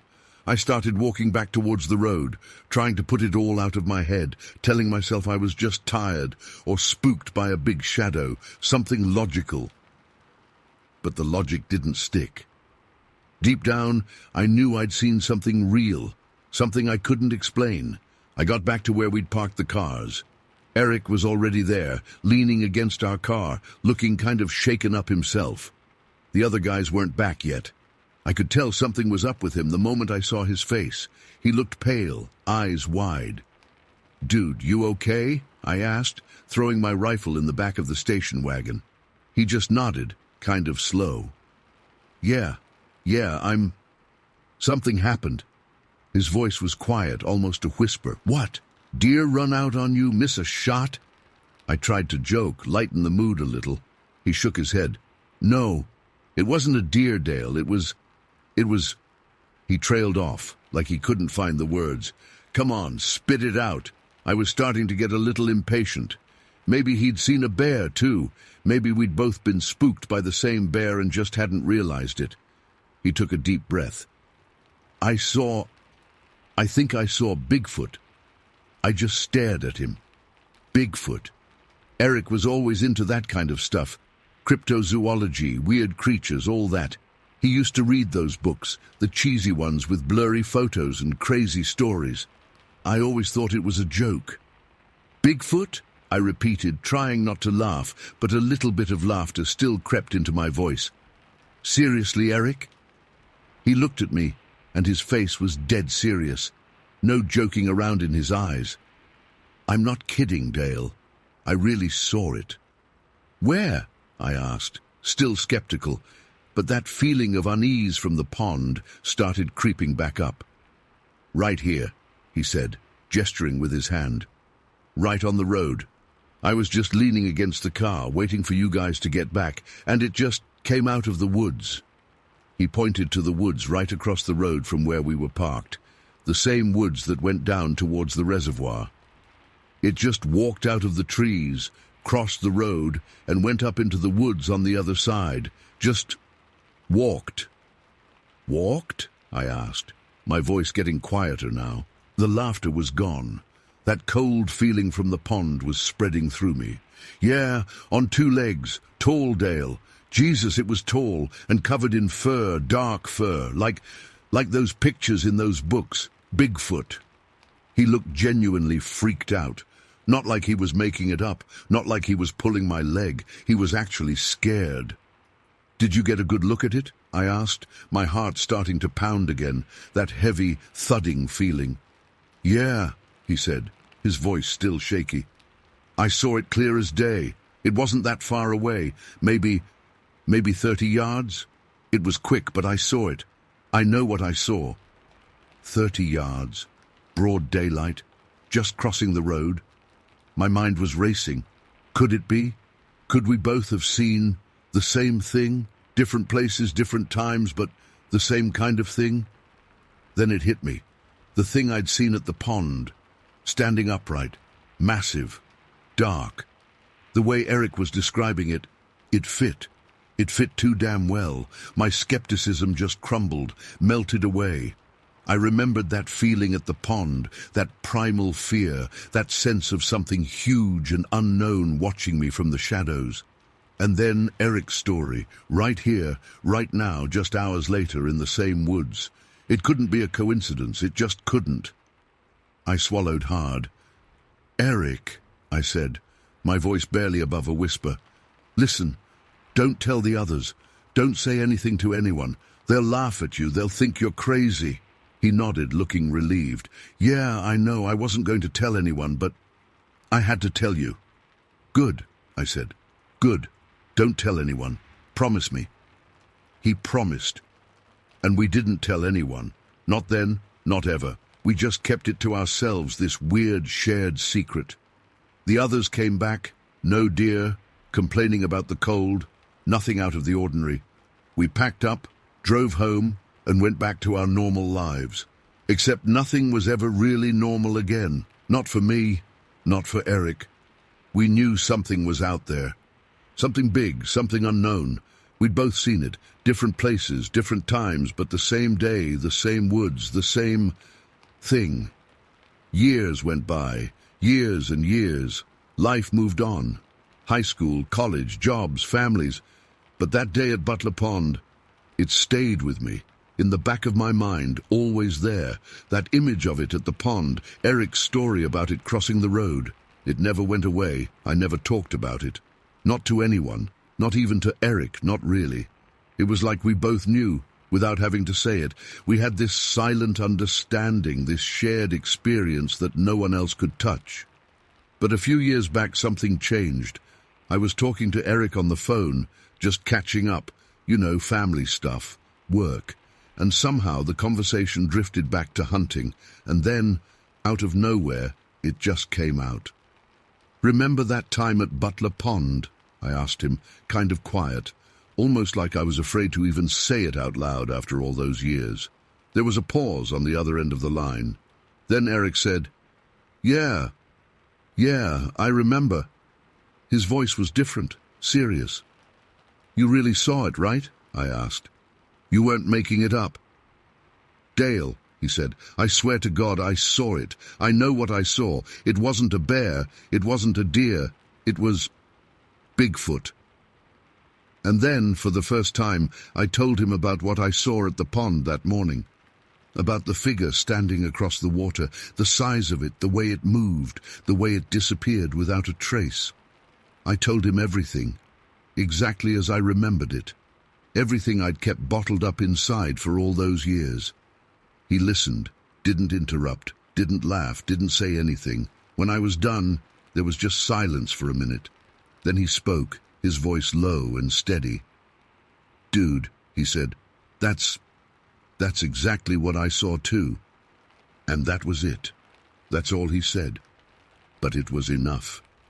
In that moment, something shifted. The doubt, the years of wondering if I was crazy, if it was just my imagination, it all just vanished. Eric had seen it too. We'd both seen it. We weren't crazy. We weren't imagining things.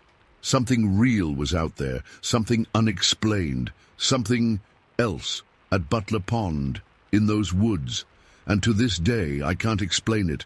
I still don't know what it was, what we saw, but I know we both saw something real, and it was terrifying, and it changed the way I look at the woods, forever. Sometimes I still think about it, especially in the fall, when the air gets crisp and the leaves start to turn. I think about Butler Pond, and that dark figure standing at the edge of the water, and I get a chill, a real chill down to the bone, and I still can't explain it. I just can't, and maybe that's the scariest part of all. Story 13. We had this old farmhouse way upstate in the Catskills, South Courtright, middle of nowhere. My dad, he'd always wanted a place in the country, someplace quiet to escape the city.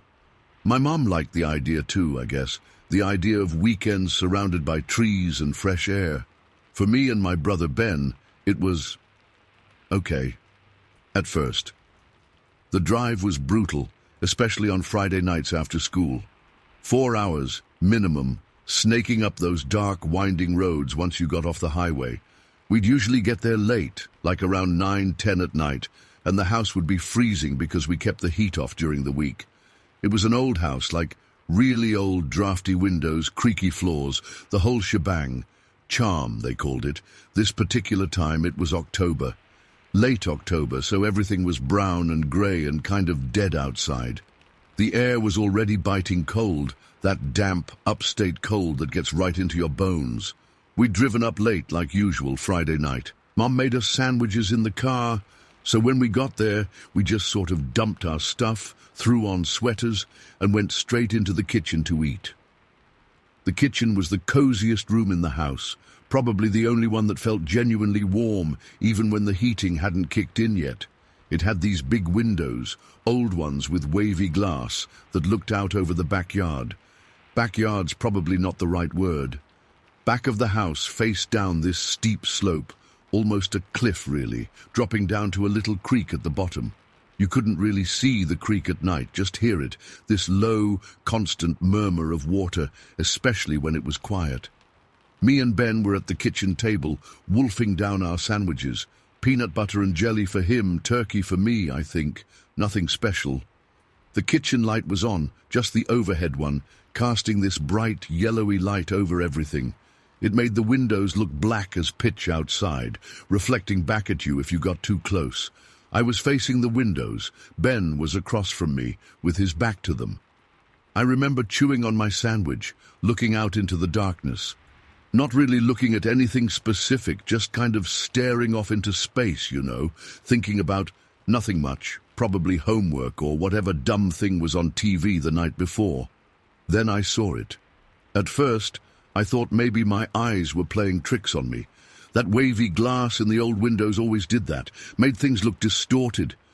But this wasn't distortion.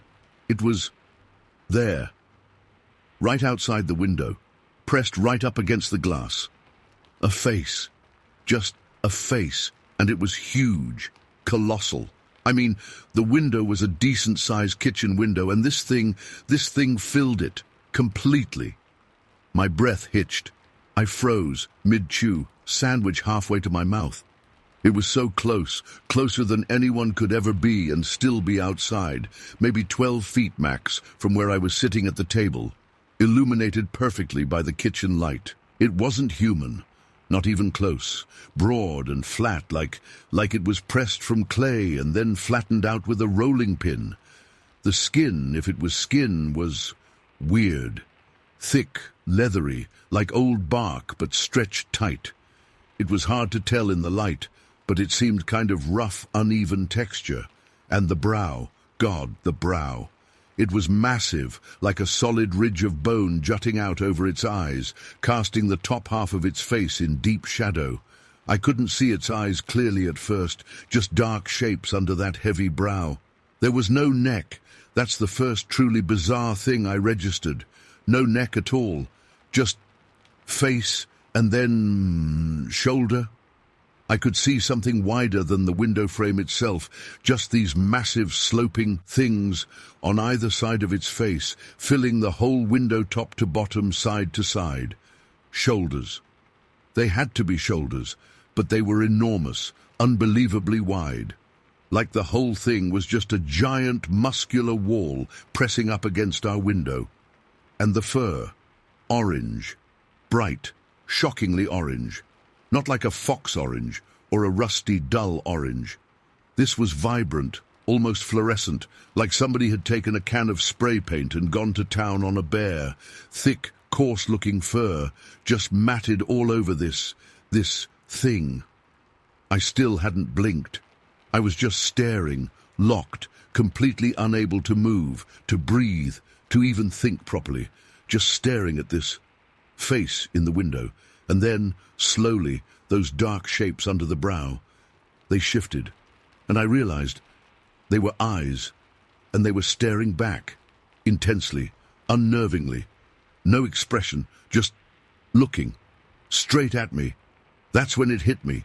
This wasn't a shadow or a trick of the light or my imagination running wild in the dark. This was real. Something real and impossible was pressed up against our kitchen window, staring at me.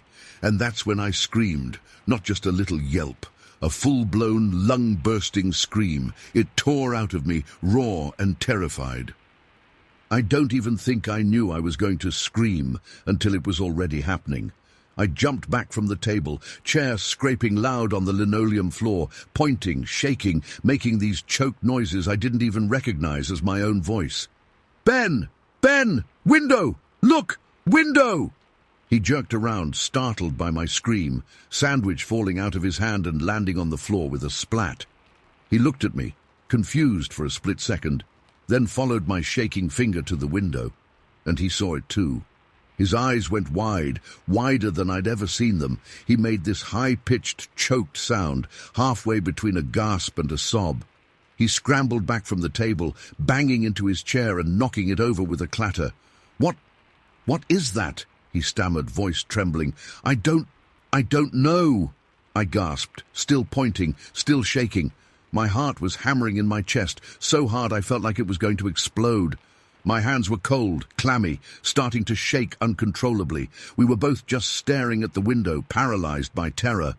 For what felt like forever, but was probably only a few seconds, it was still there. That face, those eyes, that impossible orange fur pressed right up against our kitchen window. And then it was gone, just gone. 1 second it was there, filling the window, blocking out the blackness beyond. The next second, nothing. Just the black glass reflecting the kitchen light back at us. Empty. The silence that followed was deafening, broken only by our ragged breathing and the frantic thumping of my heart. We stood there, frozen, staring at the empty window, expecting it to reappear any second. Nothing. Then, finally, Ben found his voice again, a thin, shaky whisper. It's gone. I think so," I said, my own voice still trembling. I could barely breathe. My legs felt like jelly. Just then, we heard footsteps pounding in the hallway. Mom and Dad, alerted by our screams, were rushing into the kitchen. "What is it? What happened?" Dad's voice was sharp, worried. Mum was right behind him, face pale, eyes wide with concern. We both just pointed at the window, still gaping, still shaking. There was something," I managed to stammer out. "Outside, at the window. It was huge." Dad frowned, looking from us to the window, then back again. "What are you talking about? What was outside?" "A face," Ben blurted out, his voice still high and shaky. "A giant face, right there, at the window. And fur," I added, my teeth chattering. "Orange fur, all over. It was like—" I couldn't even find the words. "It was like a monster." Dad's frown deepened. He stepped closer to the window, peering out into the darkness. "I don't see anything. What kind of face?" "Big," Ben insisted, his voice starting to rise again, bordering on hysterical. "Really big, and hairy, orange." Mom came closer, putting an arm around Ben. "Honey, are you sure? Maybe you just saw a shadow or a branch moving in the wind." "No," I said, my voice firmer now, anger starting to mix with the fear. "It wasn't a shadow. It was real. I saw it. Ben saw it too." Dad sighed, the sound of adult skepticism in the quiet kitchen. Okay, calm down. Let's just take a look outside, okay? Show me where you saw it." He went to the drawer and pulled out the big flashlight we kept in the kitchen. He switched it on, the beam cutting a bright white swath through the darkness outside. He handed me another flashlight, smaller but still powerful. "Come on," he said, opening the back door. "Let's go take a look." Mom stayed in the kitchen with Ben, who was still pale and trembling. I followed Dad out onto the small porch, flashlight shaking in my hand. The air was even colder outside, biting and sharp. The darkness was thick, absolute, swallowing the flashlight beams almost as soon as they left the porch. We walked to the edge of the porch, right next to the kitchen windows. Dad aimed his flashlight down the slope, the beam cutting through the darkness, illuminating the rough, frozen ground, the bare trees, the tangle of undergrowth. Nothing. "Show me exactly where you saw it," Dad said, his voice patient, but I could still hear the doubt in it. I pointed to the window. Right here, pressed right up against this window. The face was about level with here." I gestured to the middle of the window frame. Dad shone his flashlight down at the ground below the window. The basement foundation was exposed there, brick and stone rising up a good few feet before the kitchen floor level started. He tilted his head, considering. "So, you're saying it was tall? Very tall?" "Yes," I said, frustrated that he still didn't seem to understand. "Taller than the window, taller than the house almost." "Okay, maybe not taller than the house, but it felt like it in that moment." He stepped down off the porch, shining his flashlight around. "Let's see if there are any tracks." We searched. We searched everywhere around the back of the house, the flashlights cutting through the darkness, illuminating patches of frozen earth, dead leaves, tangled branches. We went down the slope a little way, as far as the edge of the woods. Nothing. Not a single footprint. Not a broken branch. Not even a disturbed leaf.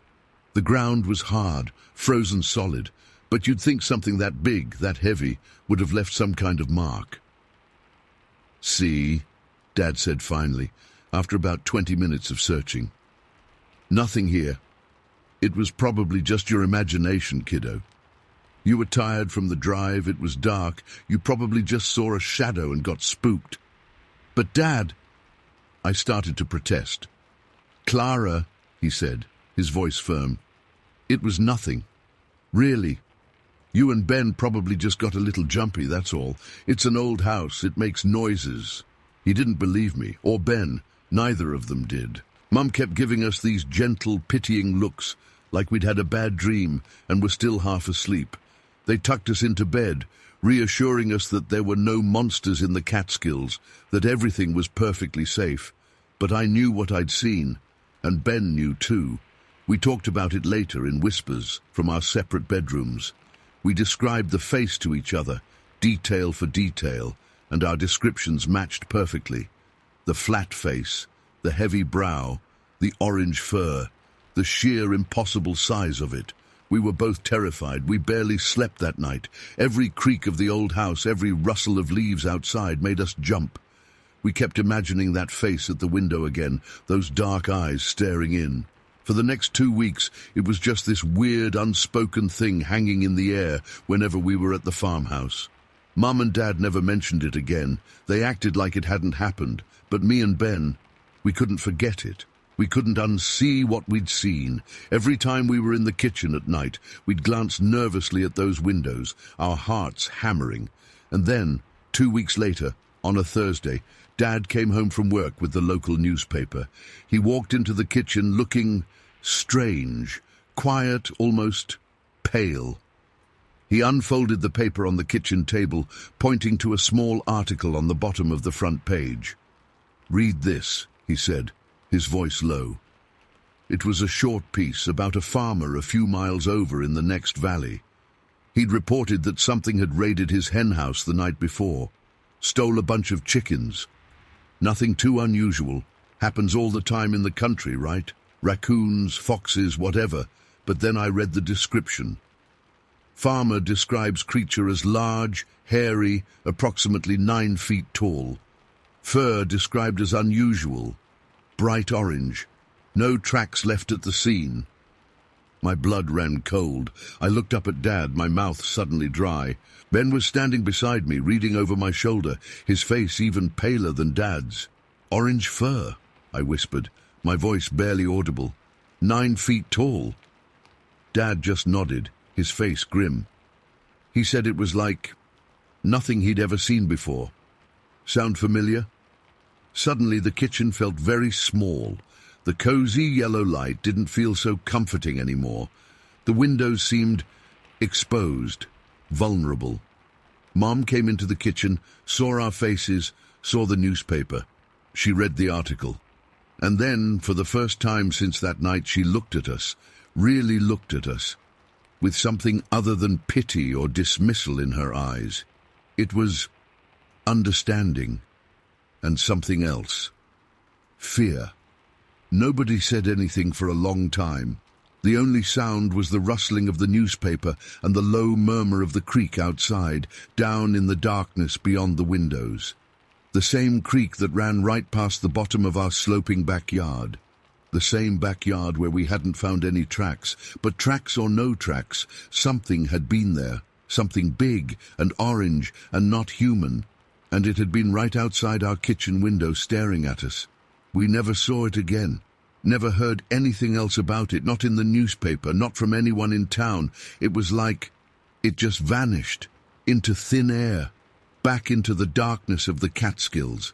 But I still remember it, vividly, every detail, the flat face, the heavy brow, the eyes, the fur, that impossible bright orange fur. I can still see it, clear as day, pressed right up against the window, staring at me. And I still have no idea what it was. And honestly, I don't think I ever want to know. Story 14. Okay, so this happened way back when I was just 14, 1961 May. I was really into Boy Scouts back then, like seriously into it. Always looking for a way to be out in the woods, doing my outdoorsman thing. We had this dairy farm down south of Bainbridge, Shenango County, New York. Pretty quiet place. There was this woodlot up on the hillside, kind of secluded. Nobody really went up there much except maybe to cut some firewood way back. For me, it was perfect. I decided to make it my spot, my own little wilderness camp. It was maybe a half-mile hike from the barns, back up this slope. Found a good clearing, not too far from this little spring that trickled out of the hillside. Oak, maple, cherry, beech trees mostly, that kind of woods. It was beautiful up there, peaceful. I spent weeks hauling gear up there little by little. Just basic stuff, tent, sleeping bag, cooking gear, Boy Scout stuff. I was building it into my own personal hideout. Felt like a real adventure even though it was still on our own farm. So, this one afternoon, I was heading up to my camp. Wasn't doing anything special, just wanted to spend the night out there, cook some supper over a fire, the usual. It was getting towards late afternoon, sun was starting to slant down through the trees. As I got closer to the spring, I heard something moving in the brush. Just a rustling sound at first, but a bit louder than a squirrel. My first thought was deer. We had deer around, although not tons of them right near the farm buildings usually. But up in the woods, yeah, sure, deer. I slowed down, trying to be sneaky. Boy Scout training kicking in, trying to move quiet and see if I could spot it. I was creeping through the underbrush, careful not to snap any twigs. The rustling kept going, kind of towards the spring. Figured if it was a deer, maybe it was getting a drink. And then it happened. Whatever it was, it just exploded out of the brush. Not like a deer bounding away, more like something really big and heavy just stood up right there. My heart absolutely hammered in my chest. I froze. It was maybe 50, maybe 100 feet away. Hard to say exactly through the trees and shadows, but it was massive, black, completely unlike anything I'd ever seen in my life. My brain just stopped for a second, trying to process. Bear? That was the first thing that flashed into my mind. But no, definitely not a bear. Bears are brown, right? And chunky. This thing wasn't chunky. It was tall, standing on two legs, and black. Blacker than black. In the shadows of the woods, it seemed to suck up all the light.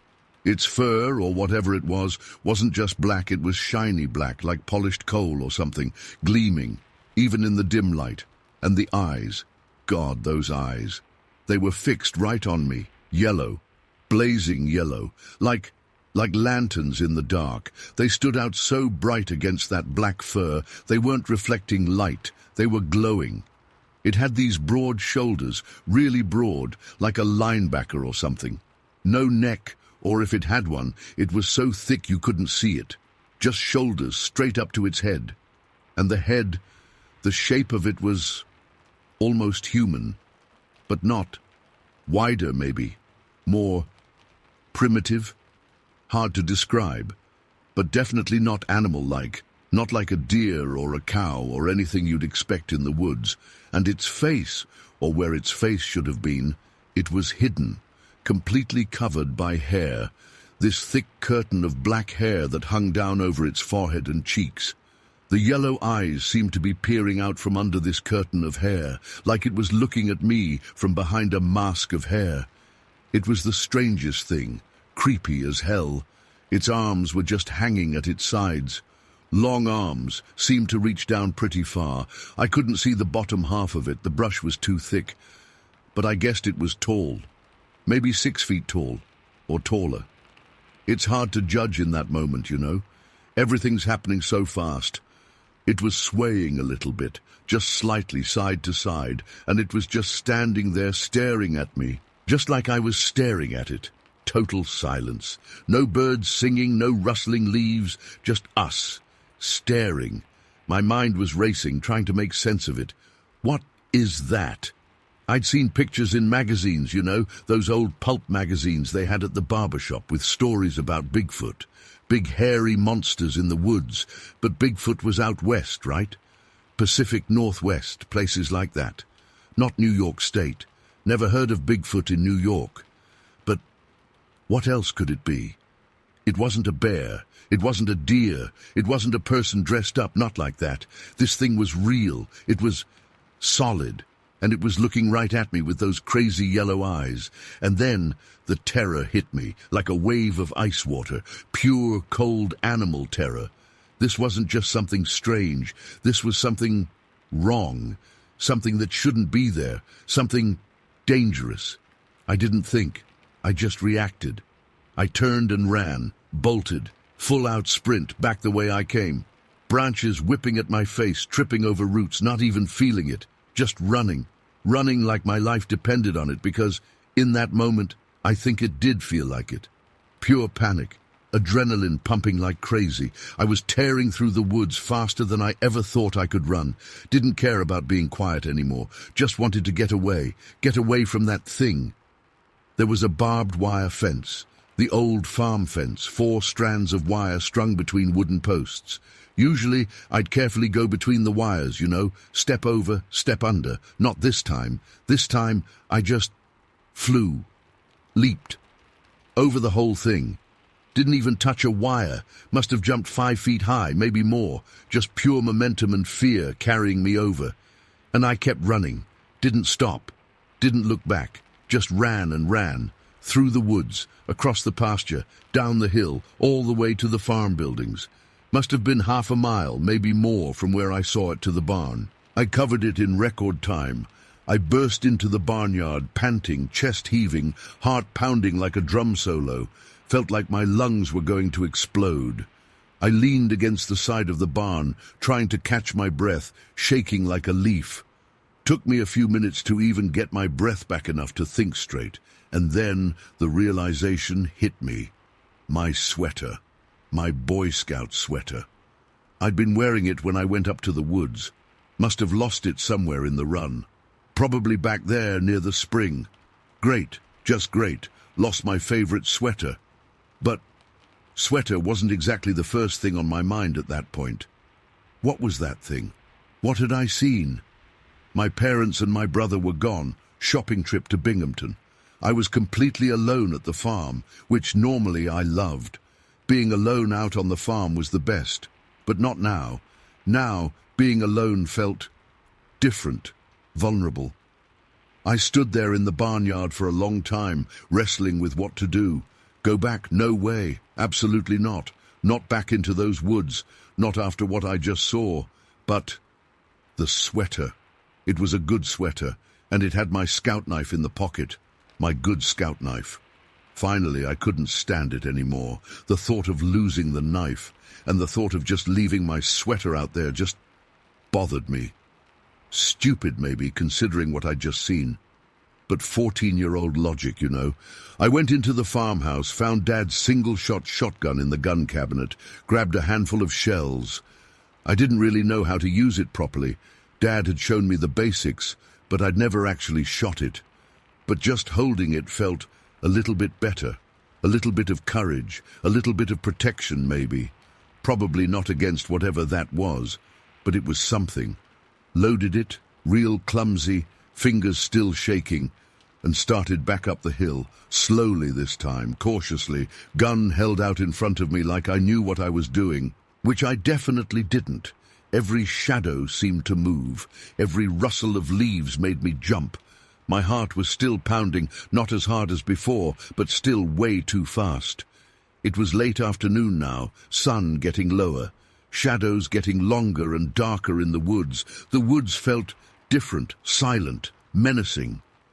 I got to the fence line, the barbed wire fence where I'd jumped over, stopped there, listening. Everything was quiet, too quiet. And then I heard it. Not the rustling sound from before. This was different, stomping, like something heavy walking through the woods. Stomping branches, snapping twigs, coming from the woods on the other side of the fence, near where I'd seen it.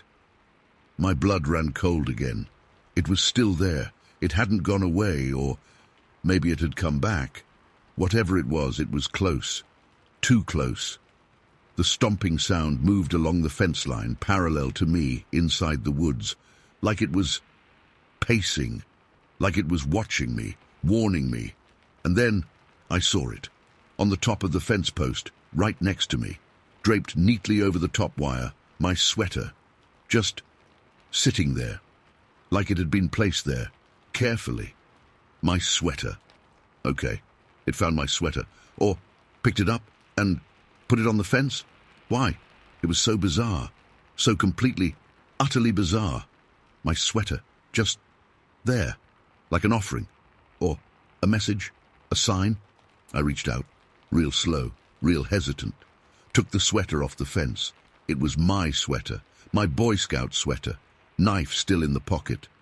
Okay, I got my sweater back. Now what? The stomping sound stopped. Everything was silent again, just the woods, and me. Standing there by the fence, holding my sweater, shotgun shaking in my hands. I looked into the woods, in the direction of the stomping. Couldn't see anything through the trees and the shadows. Just darkness, and the feeling of being watched, intensely watched. I took a step towards the woods, just one step, then another, trying to be brave, trying to be a Boy Scout, trying to figure out what was going on, trying to see it again, or anything, any sign. But I couldn't do it. The fear was just too strong. It was like a wall holding me back.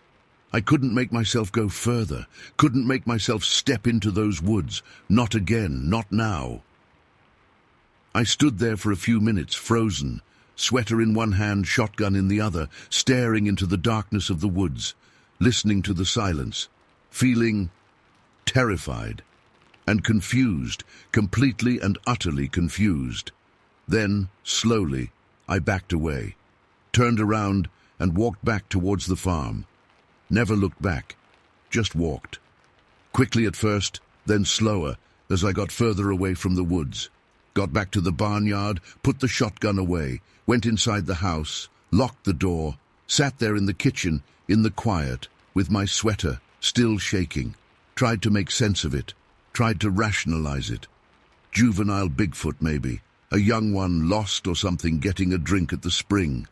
Scared me, I scared it. Maybe. Sounded stupid even to me. But what else could it be? It wasn't a bear. It wasn't a deer. It wasn't anything I could explain. It was something else, something I didn't understand, something unnatural.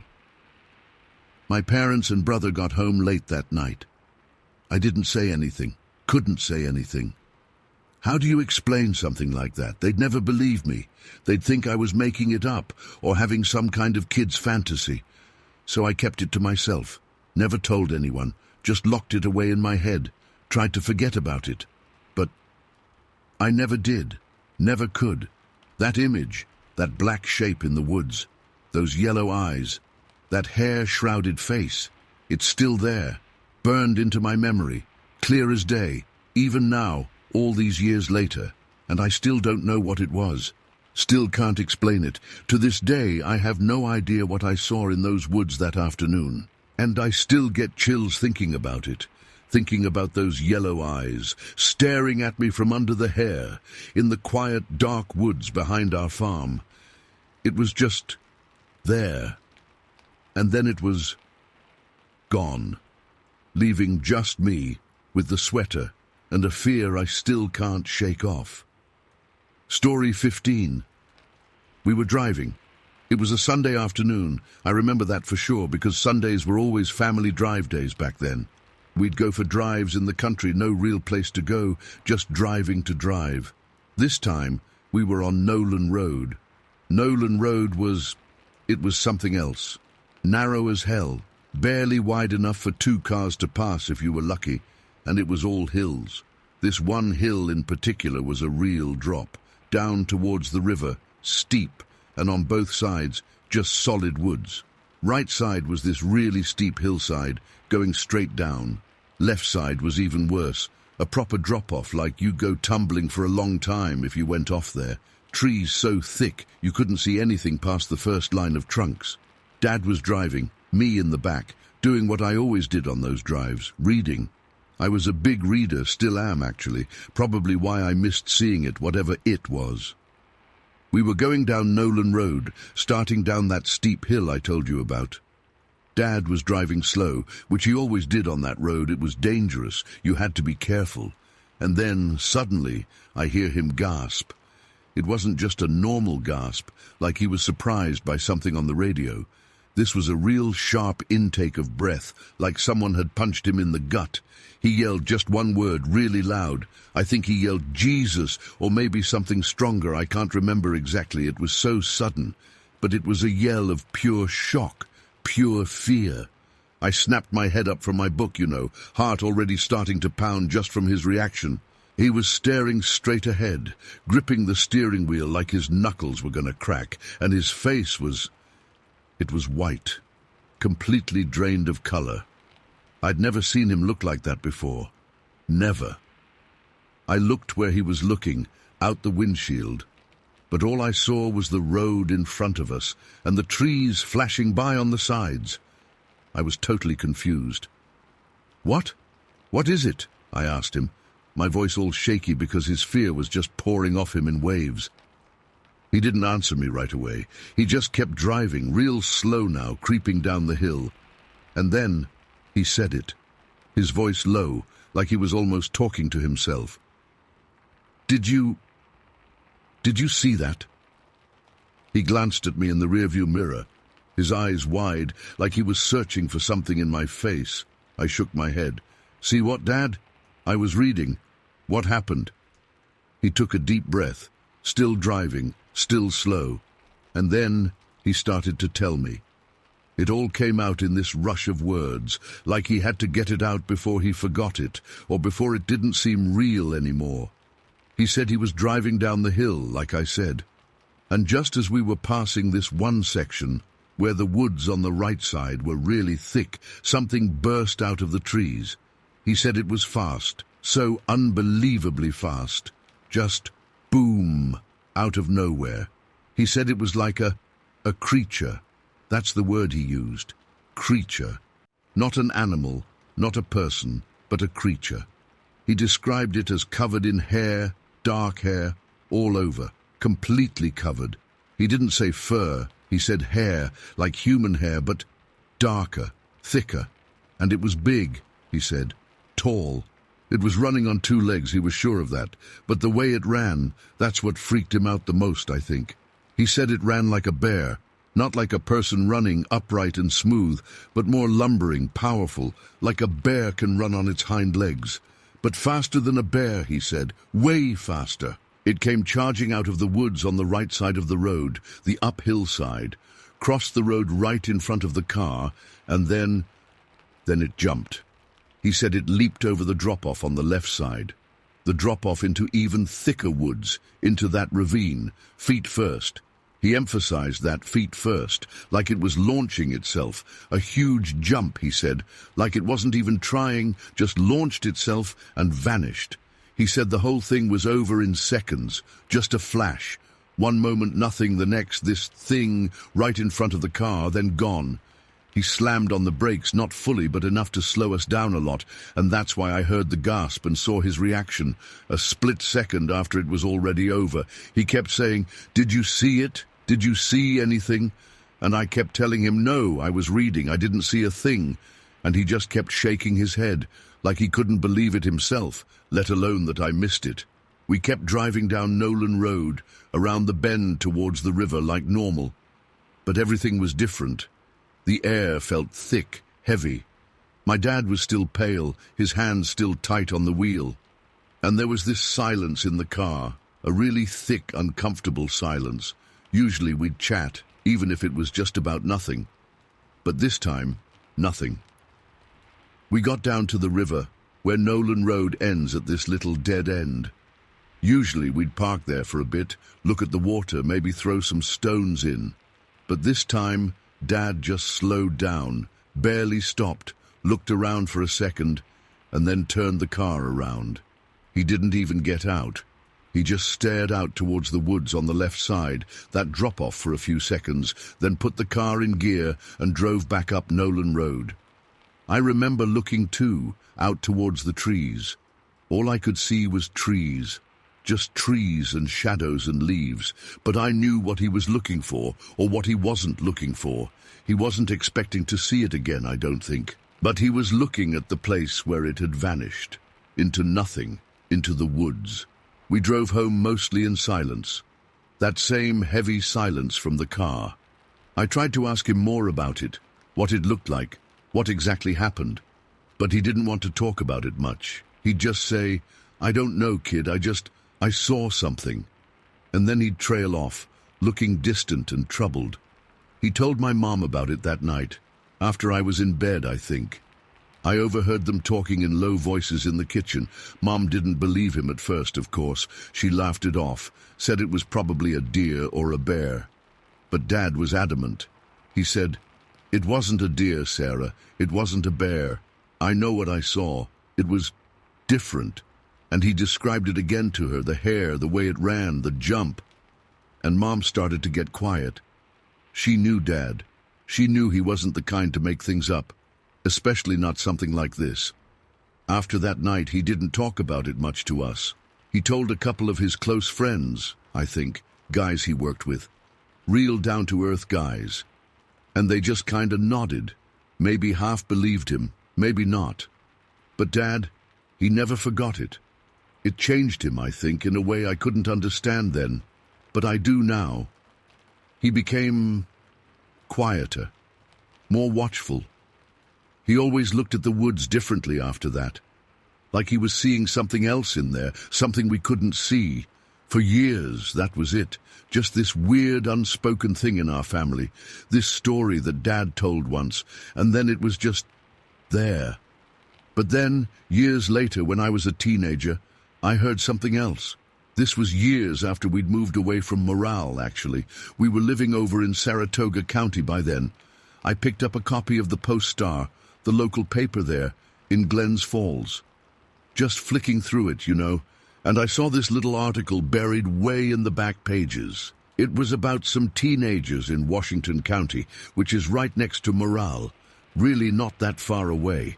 It said they were camping out, I think, in the woods, somewhere near some town, I can't remember the name now, but somewhere rural. And they claimed they'd seen something, a big hairy creature, walking in the woods. They'd gotten scared, packed up and ran home, and their parents had called the sheriff's department. The article was mostly skeptical, you know how those things are, but it said that a sheriff's officer, a deputy, I think, had actually gone out there, checked the area, and this is the part that made my blood run cold. The article said the deputy reported finding unusual tracks in the woods, tracks that weren't like bear tracks or deer tracks or any animal tracks he could recognize. And according to the paper, the deputy, this is quoted right in the article, he said something like, "There's something out there. I don't know what it is, but there's something definitely out there that shouldn't be." And then it mentioned, right at the end of the article, almost like an afterthought, it mentioned something about local rumors of similar sightings in the past, going back years. And it mentioned Morrill, New York, and Nolan Road. I almost dropped the paper. I stared at those words, Nolan Road, Morrill, New York. It was like a jolt went through me. I ripped through the rest of the article looking for more details, anything that would connect it to what my dad had seen. But there wasn't much more. Just the teenage girl's sighting, the deputy's report about the tracks, and that little mention of old rumors. I showed the article to my dad that night. I just slid it across the table to him while he was eating dinner and pointed to the paragraph about Morrill and Nolan Road. He picked it up, put on his reading glasses and read it. His face just went still. That same look he had in the car all those years ago. That pale, shocked look. He finished reading the paragraph, put the paper down slowly, and looked at me. He didn't say anything for a long time, just stared at me. Then, finally, he said, in a really quiet voice, "I told you." That was all he said. "I told you." But it said everything. It was like this whole thing that he'd kept bottled up inside for years, this doubt maybe, or this fear that he'd imagined it, that he was crazy. It just lifted. Just a little bit maybe, but it was there. This validation, I guess. Someone else years later saw something similar, in the same area, even talked about Nolan Road. He never really talked about it much more after that, even then. But he was different. He seemed, I don't know, maybe not relieved exactly, but affirmed. Like he knew he wasn't crazy, that he hadn't imagined it, that something real had happened on Nolan Road that day. And me? Well, I've never driven down Nolan Road again since. Not that I've had much reason to, but even if I did, I don't think I could. I still think about it sometimes, especially when I'm driving in the country at dusk, and the woods are dark and thick on both sides of the road. I think about that creature, that hairy thing, launching itself into the trees, and I wonder what it was, and if it's still out there, somewhere in those woods, in the hills of upstate New York. And honestly, the thought still creeps me out, even after all these years, because whatever my dad saw that day, it wasn't supposed to be there. It just wasn't. And that's the part that sticks with you, the part you can't shake. It just vanished. And nobody ever explained it. And nobody ever will.